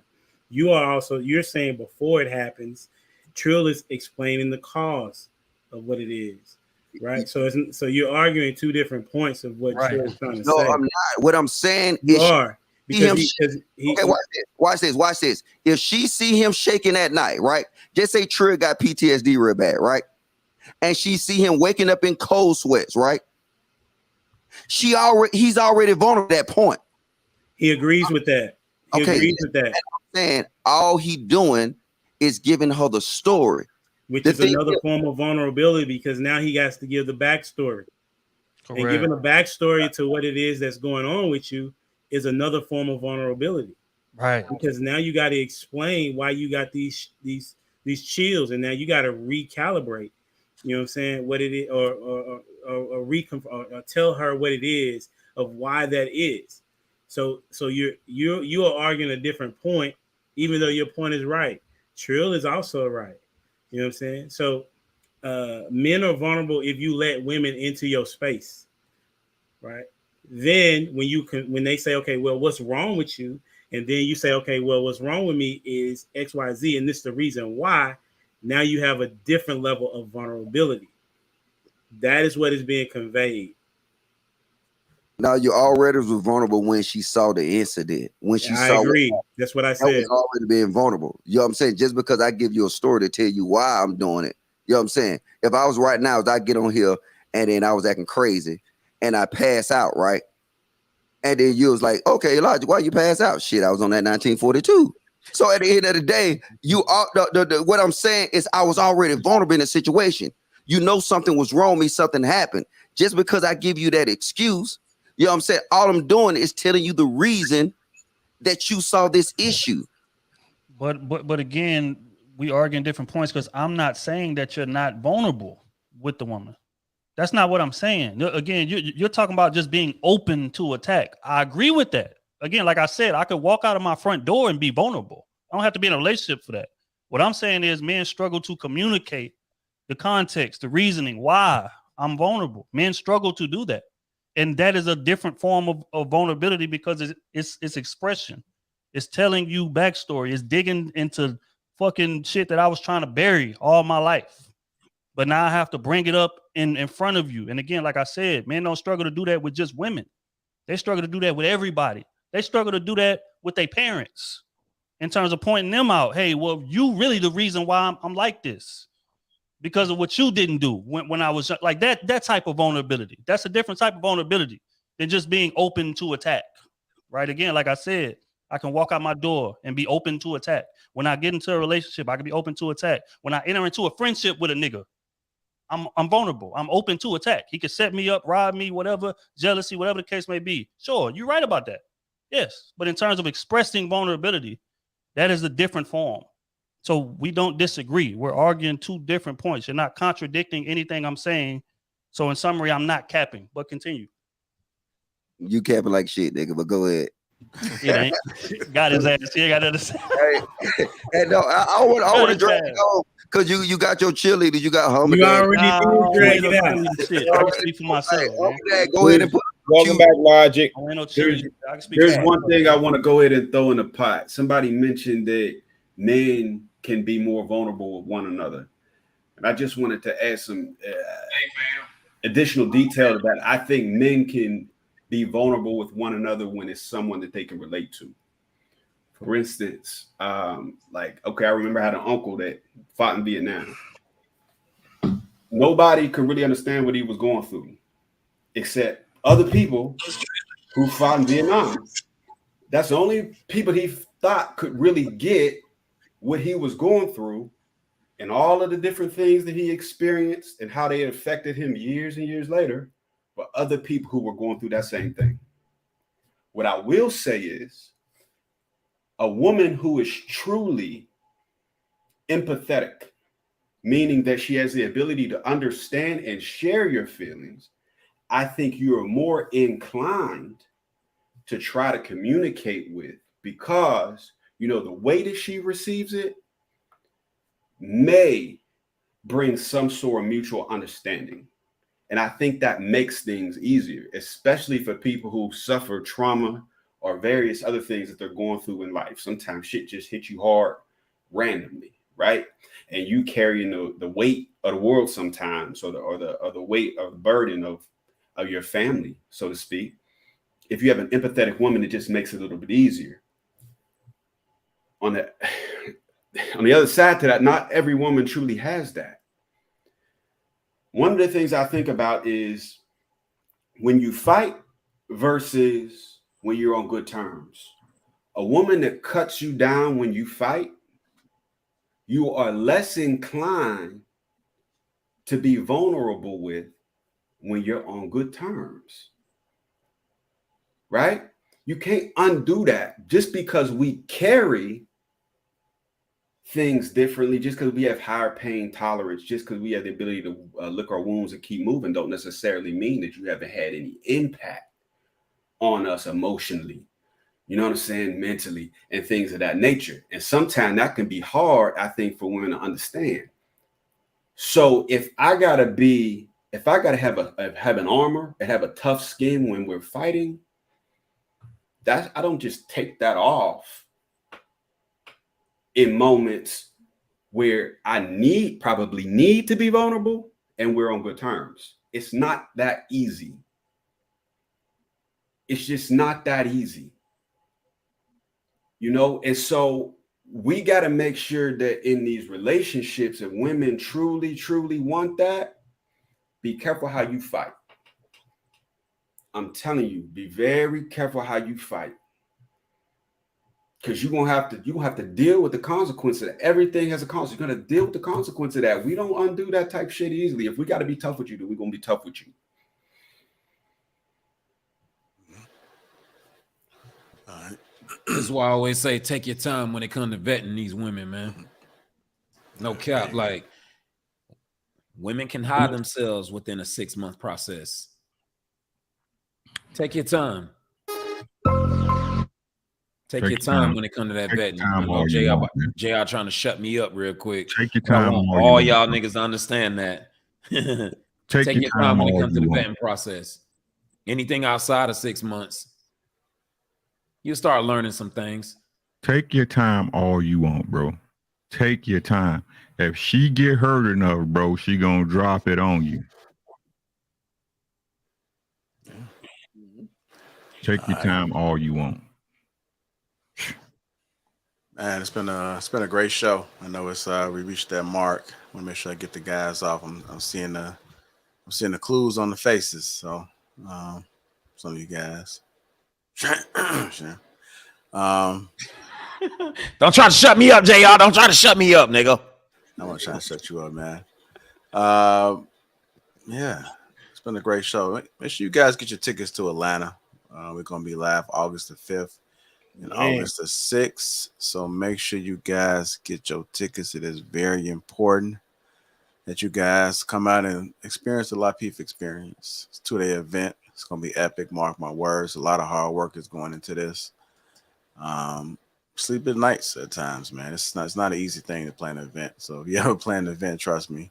But I appreciate the experience, because if you don't do it, then you will never know. So I embrace all the challenges, because I know that every city that we hit is going to be better and better. You know, I learned a few things. So salute to you if you bought your tickets already. If you haven't already, I suggest you do. Shout out. JR. I'm doing oil change for $2.45. Since niggas want to talk that shit in the chat, because I feel like niggas trying to light me up. about my Wait, shirt. man. You feel me? This a black Wait. owned company. You know what I'm saying? My shit popping, but I'm doing oil changes for $2.45. Like, why you holding your mic, Quest? Like, it don't have no stand. Like, They got no stand. Yeah, they got No, no he got a stand. But I want to hold that bitch. What's up, homie? Dad? I can't hold my mic. What's happening, Wait. baby? Bro, Pop my shit tonight. See, all them crew season cap niggas coming at my partner. Yeah, we ain't gonna do that. You don't get it. Crew season cap niggas. That's light skin in this. That's light skin. Get your crew season caps. You know what I'm saying? You can be like goddamn the all y'all niggas is light and brown skin. Get your crew season caps so you can be like Trill, goddamn Rilla, and Homer Dad. I'm light skin. Nigga, you light skin compared to me, nigga. Yeah, nah, we the dark skinned niggas in the building. I know this light goddamn doing a nigga some Light service. on you, nigga. Cut that Dude, bullshit. I'm not Hey, like look, by I just any wanna- means, bro. What are you? I really just want to shout out Quest and Logic for sponsoring Magic City Mondays when we touch down in Atlanta. That's all. Hey, look, stop saying Magic City. Ain't nobody said nothing about no Magic City. We got something else lined up for y'all, man. There you go. Ain't nobody said nothing about no Magic City. We ain't not gonna say where we going, cause JR gonna goddamn fire my ass up, delete me off the chat, all this shit, man. But see, hey, look, Quest, where your goal at, bro? Like, Quest, you thank seem you like for you putting should them be girls missing to a college, goal, Quest. too. Like, Look, you what? set off the outfit, bro. Hold on, y'all. I do want to say this too. We do have HR fucked up on this. We got sponsorship opportunities, guys. Just email sponsorship@lapeef.com for the actual event. So we'll email you the details. That's sponsorship@lapeef.com for the live show. So go ahead and hit that out if you guys want to tap in. Damn, Mr. You threw the Hey, JR, can I talk to Rilla real quick? Yeah. Go ahead. Rilla, what the hell you were saying just now? What you were saying, bro? All I said, bro, was thank you for putting them young ladies through college, bro. Ain't nobody putting nobody through college. Yes, you is, man. Magic City Mondays. You're a lie, nigga. We didn't put a lot of come you through college, nigga. Cut that shit out. Where this come from? Hey, you know what? Hey, you Logic. Ain't nobody gonna go to strip club with us because it's gonna mess up their YouTube talking points. So you know what I'm saying? See me, I ain't got no YouTube talking points. Me neither. Me neither. It ain't there for me to hit a hoe upside the head. You know how we used to do it? We used to take $5 bills and we used to ball it up and we used to have side bets. Get the super chats, JR.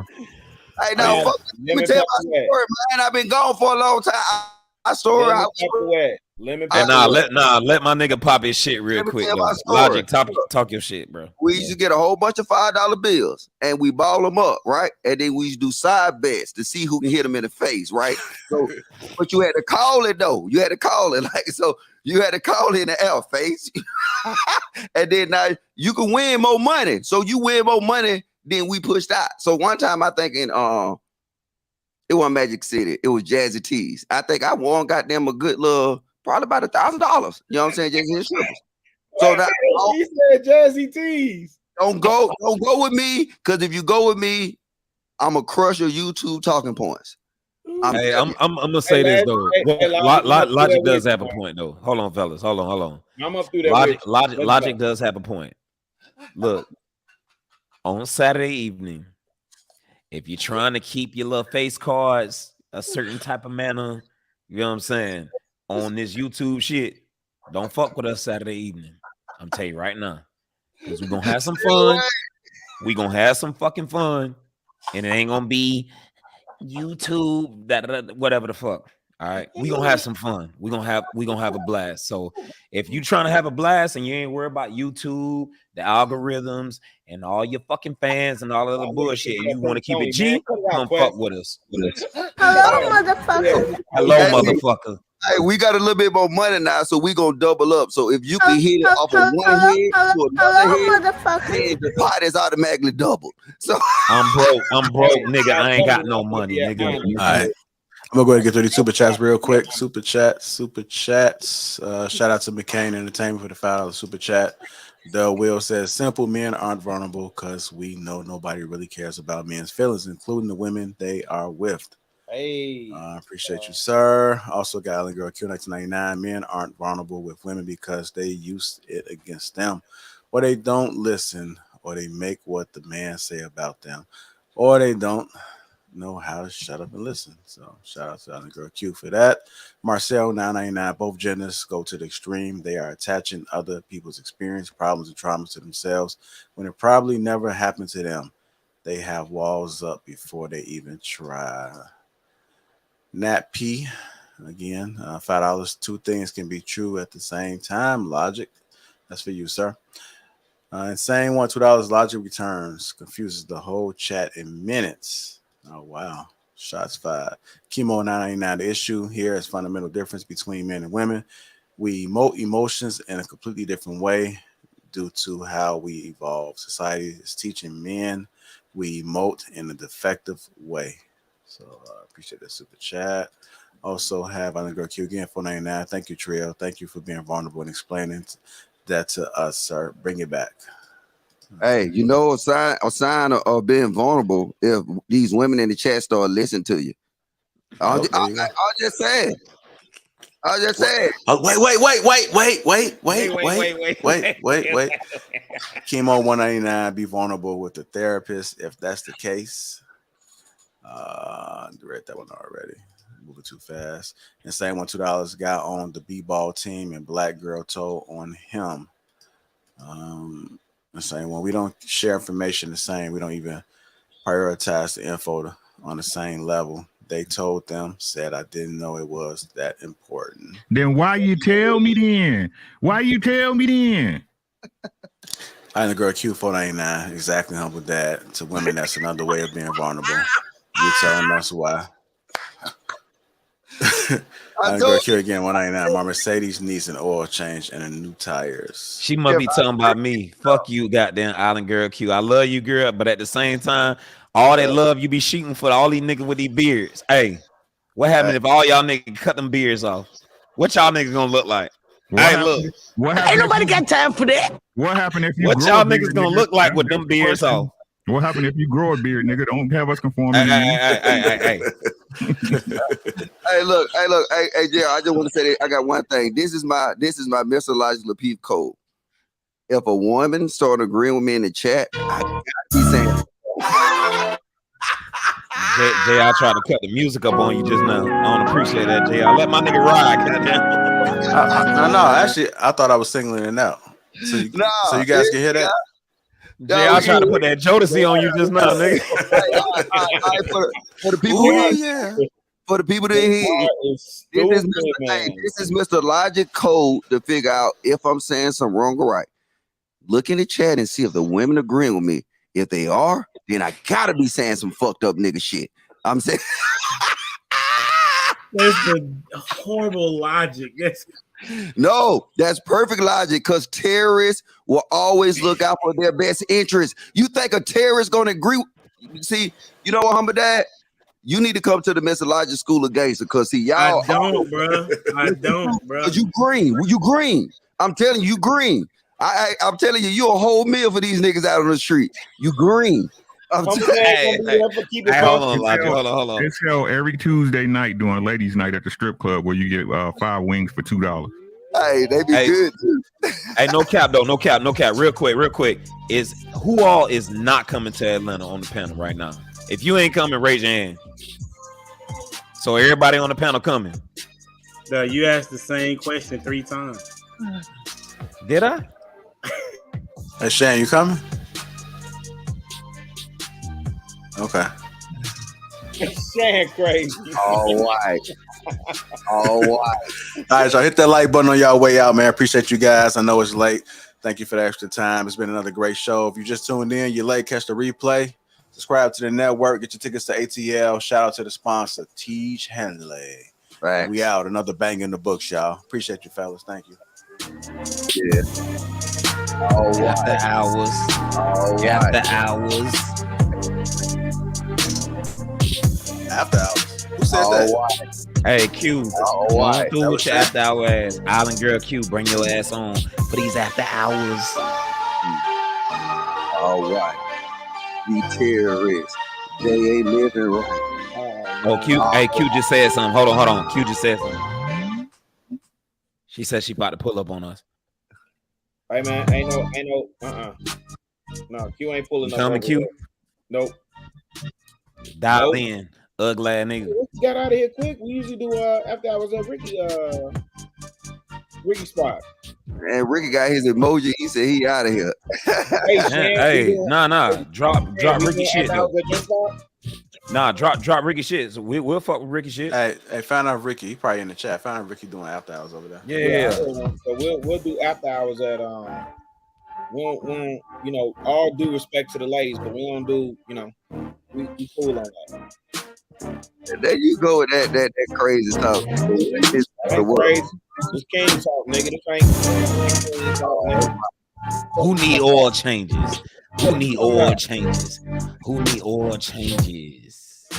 Hey, who need oil changes? You said what? Hit him with that 16. Okay, I got you. Leg up. Drop the beat, JR. Stop fucking with me.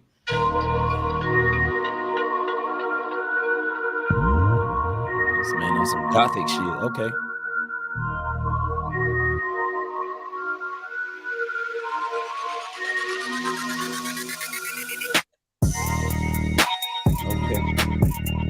Go ahead, nigga. Okay. Go ahead. Yeah. Okay.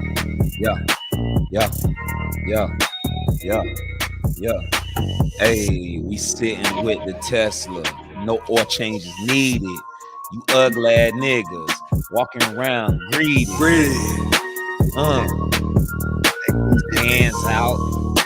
Hands out. Got nothing for you. But look.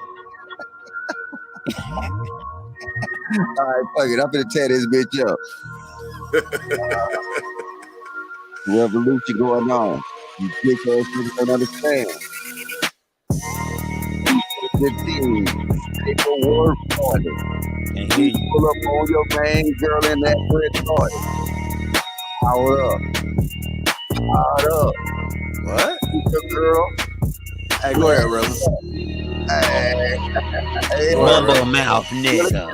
We can't hear you, nigga. I wanna hear from Rilla. Hey, drop that fucking bar. Hey, drop that fucking bar. Hell no, nigga. Introducing Rilla. Hell no, nigga. Go ahead, Rilla. Ain't no way, nigga. Nah, hell no, ain't no way, nigga. I'm about to pipe this nigga up real quick. Fire this beat up. Hey, that nigga Rilla coming through with that big coochie energy. Hey, pussy ass nigga, when you see my dog come through with that energy. We don't have no more. Big coochie energy. I got that cruise. Big coochie energy. We don't care no more. I got that cruise season gear. We don't care no more. Open it up in the scene. My nigga Rilla got the 100 damn beans. We going to war. We get it. Hey, shout out to the crew. Yeah, we fucking with you. Big time Houston niggas. Yeah, we rocking with you. Wait, Logic, your crew season shit come in, bro. Hey, Trill gave me shit here, man. Hey, Trill, I need some crew season shit, G. Hey, send me the link. I need some crew season shit, bro. All right.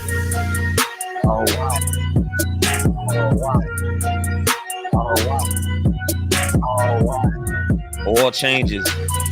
3rd at 9, 9 at 9. Pussy ass terrible, nigga. man. If you trying to fly. Come on, Rilla, come through, man. It gonna be terrible because we all your shit ain't sync right. You gotta sync your thing.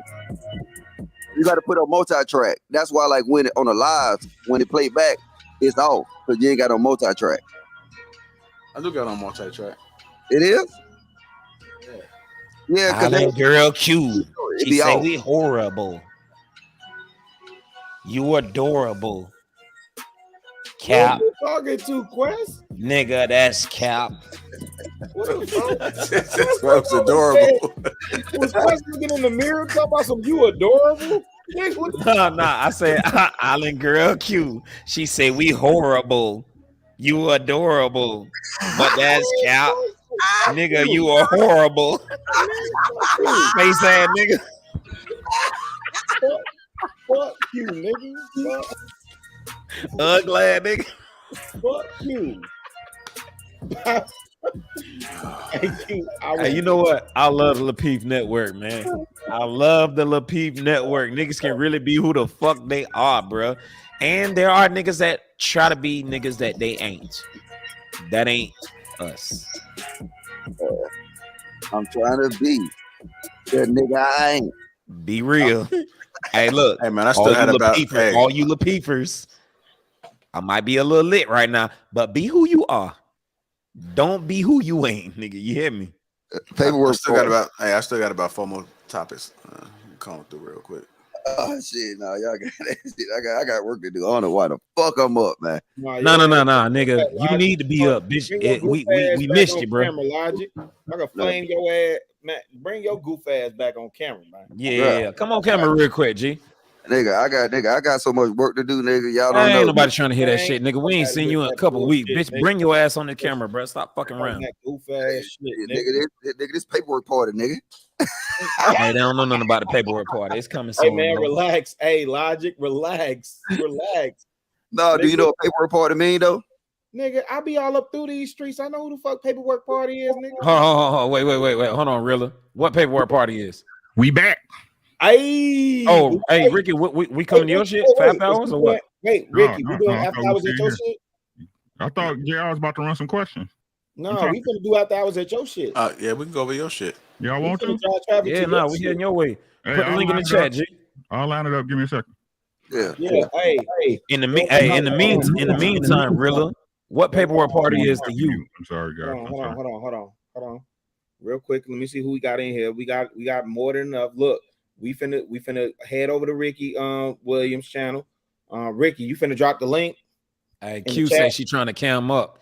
That's cap. Man, I know she ain't trying to cam up. She can do that over Ricky channel. Like for an additional $10.99, we can rotate those tires. But see, change windshield wait. Don't let Real off the hook. What is paperwork party, Real? Nigga. So look, I don't want to do that on this channel. No. Talk that shit. Channel. I'm talking about the channel. They got a channel called Paperwork Party? Yeah, there's a channel called Paperwork Party. No, but you know, ain't talking about that. It's a term. So y'all talking about where niggas? Okay, well I don't know. Maybe Lodge, you talking about you got some. What's the term though? What's the term as you know? I ain't never heard of that shit until I seen this channel. Oh, well, there's a channel called Paperwork Party. I ain't know that though, but it's nasty over there. No, there ain't no nasty shit. Yeah, Paperwork Party. Paperwork Party is initially like, you know what I'm saying, it's like a little hood thing where niggas get together and show their paperwork so they ain't snitch. You know what I'm saying? So like they show their paperwork. So it's a paperwork party. Hey, let me ask you this, Logic. Why the fuck would you be in the hood showing paperwork instead of like if you in the box? That's where you would show your paperwork, no? I'm saying they just have a paperwork party, so they just proving they ain't snitch. So that's all it is, right? So we took that whole term and we spent it. You know what I'm saying? Nah, that's some goof ass shit. Is that in? Whoa, slow down, Rilla, slow down. Let him finish real quick. Look, I'm not trying to be funny. We flipped the meaning on it though. No, I'm not talking about y'all. I'm talking about what he first said. He said niggas is on paperwork. They go in the hood, and the paperwork party is you proving to the hood that you ain't snitch. No. Other niggas, but it's a spin. So what I'm gonna ask Ricky or JR, have y'all ever heard of that? No, I haven't heard of it. I haven't heard of it. So this is literally for niggas that's like affiliated, if you will. Your partner done went to jail, whatever. You waiting on him to come out. When he come out with all his little paperwork, right? His paperwork shows his discharge papers, all that shit show whether or not if a nigga told or not. If a nigga told, you gonna see that shit. No. And if a nigga didn't snitch, right? Niggas throw a party for him, and it's called a paperwork party. That's what Logic is saying. What we're suggesting is we flipping that. Right? No, I get that part. What you saying, question Logic. So I want to get back to this original shit though. where they do these the original paperwork part. That but you taking off our point that we was making though. You know what I'm saying? I understand what you saying. That they do this in the South all the time though. Like that's why I was asking where they do this at. Okay. I don't know where else they do it at, because I mean I don't be hanging around in y'all neck of the woods. No, I get it. But, I mean I'm pretty sure they do it in y'all hood, because y'all got all them little gang banging hood niggas, so they got to do it in your hood. No, they don't. I'm telling you, they do. No, they don't. No, it may not be televised. It may not be televised, really, but I guarantee if a nigga come, hey, look, if a nigga come back from county, okay, if a nigga, hold on, really. Okay. If a nigga come back from county, he got that paperwork with him and showing that he didn't snitch, and he didn't tell. Niggas gonna celebrate him. That's all we talking about. Not the county shit. That's what I'm saying. Not the county shit. If you on the chain gang, my nigga, if you went down the road, that's where you showing your paperwork. You ain't showing your paperwork coming from Rice Street or coming from Memorial Drive. That's not where you showing your paperwork. So that's all I was asking. I ain't tripping on what y'all saying. I love the way y'all flipped it. No, well, how did we flip it? Because you didn't tell you how we flipped it. Question said it. Link in the back chat, y'all. I see it. All right. Hey, y'all. I got you in the back chat. The after hours is over at Ricky's channel. I just got through pinning it to the top of the chat right now. Talk about paperwork, nigga. Everybody that's watching, ladies are more than welcome to cam up. Let's head over to Ricky Williams boxing channel. It's posted to the top of the chat right now. That's where this party is going. This live stream is about to end. You guys want to continue the party? Huh? I said, there's some real nigga shit right here, JR. You know what I'm saying? Matter of fact, I just checked your paperwork, nigga. Your paperwork clean. Hey. Appreciate it. Hey, is there anybody paperwork who ain't clean? No, I'm a civilian. I'm snitching, nigga. No. Logic. Is there anybody paperwork who ain't clean? Man, I'm out of here, man. I see your Ricky shit. Hey, everybody head over to Ricky channel right now. I'm gonna go ahead and put up some right now. Yeah. Everybody head over to Ricky Williams channel. It's pinned to the top of the chat. Let's take this energy right over there to Ricky Williams channel.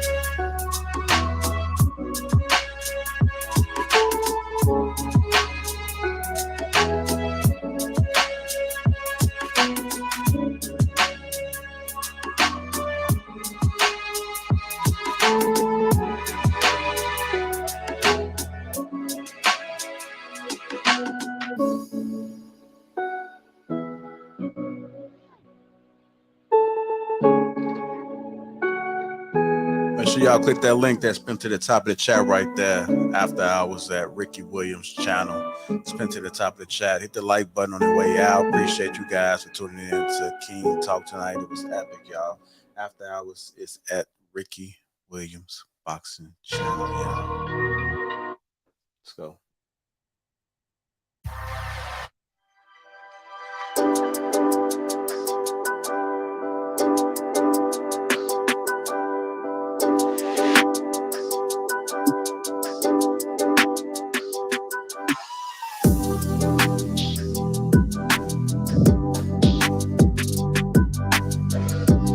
Head over to Ricky Williams' channel, pinned to the top of the chat. After Hours, that's where everybody is at right now. Head over there right now, family.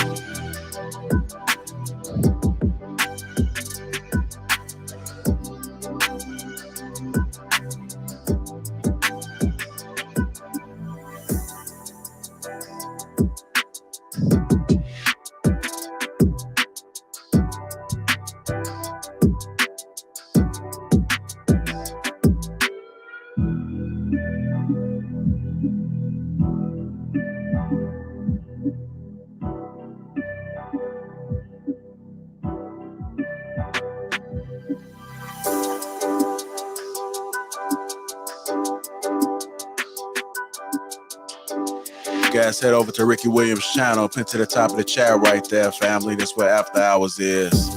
Appreciate you guys. Appreciate all the guys. Make sure y'all follow them on each one of their platforms. Salute to all the panel members at King Talk.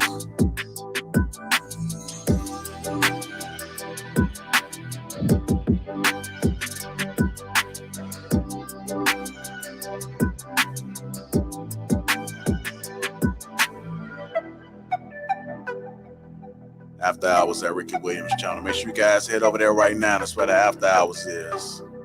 It's the last track, y'all.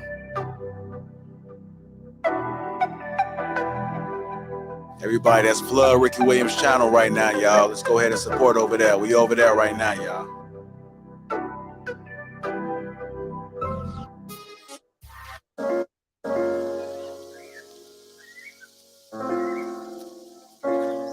It's the last track, y'all. We're at Ricky Williams' channel. Head to the top of the chat right there. Click that link. Let's head over there right now, family. Get your tickets to ATL, August 5th, August 6th.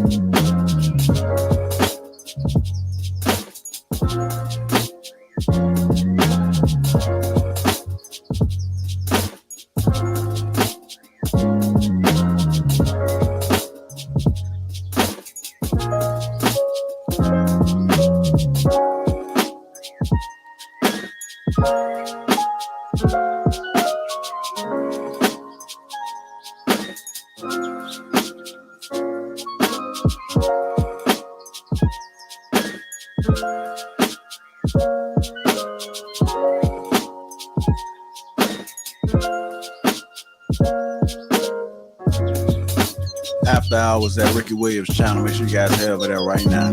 Head over to Ricky Williams' channel. Hit that like button where y'all found. Appreciate all the support. This was King Talk. If you're just tuning in, you're late. Catch the replay. Appreciate all the support. Shout out to the Green Gang. JB Broken Dusty tomorrow, y'all. Set the notifications to all.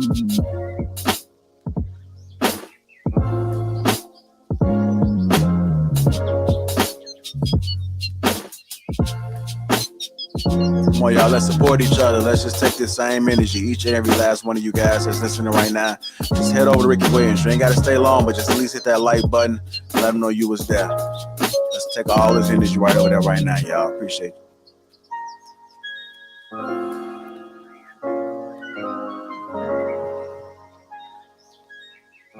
Let's go over there and flood it right now, y'all. Come on.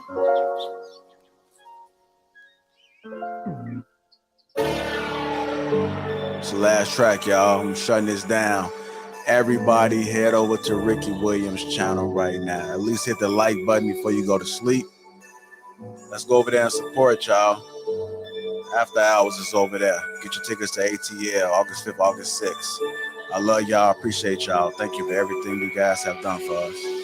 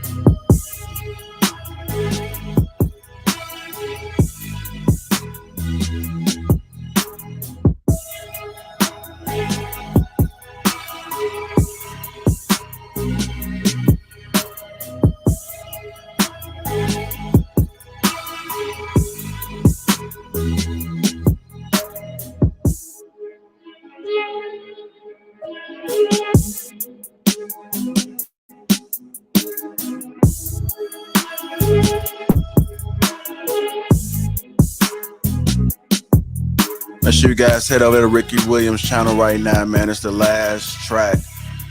Again, we love y'all over here from the Lapeef Network. Get your tickets. August 5th, August 6th. The Lapeef experience takes over, man. Thank you, guys. I truly love y'all, man. I really do. Just want to say thank you. Let's go ahead and support each other, man. Head over to Ricky Williams' channel after I was over there. It's the last track, y'all.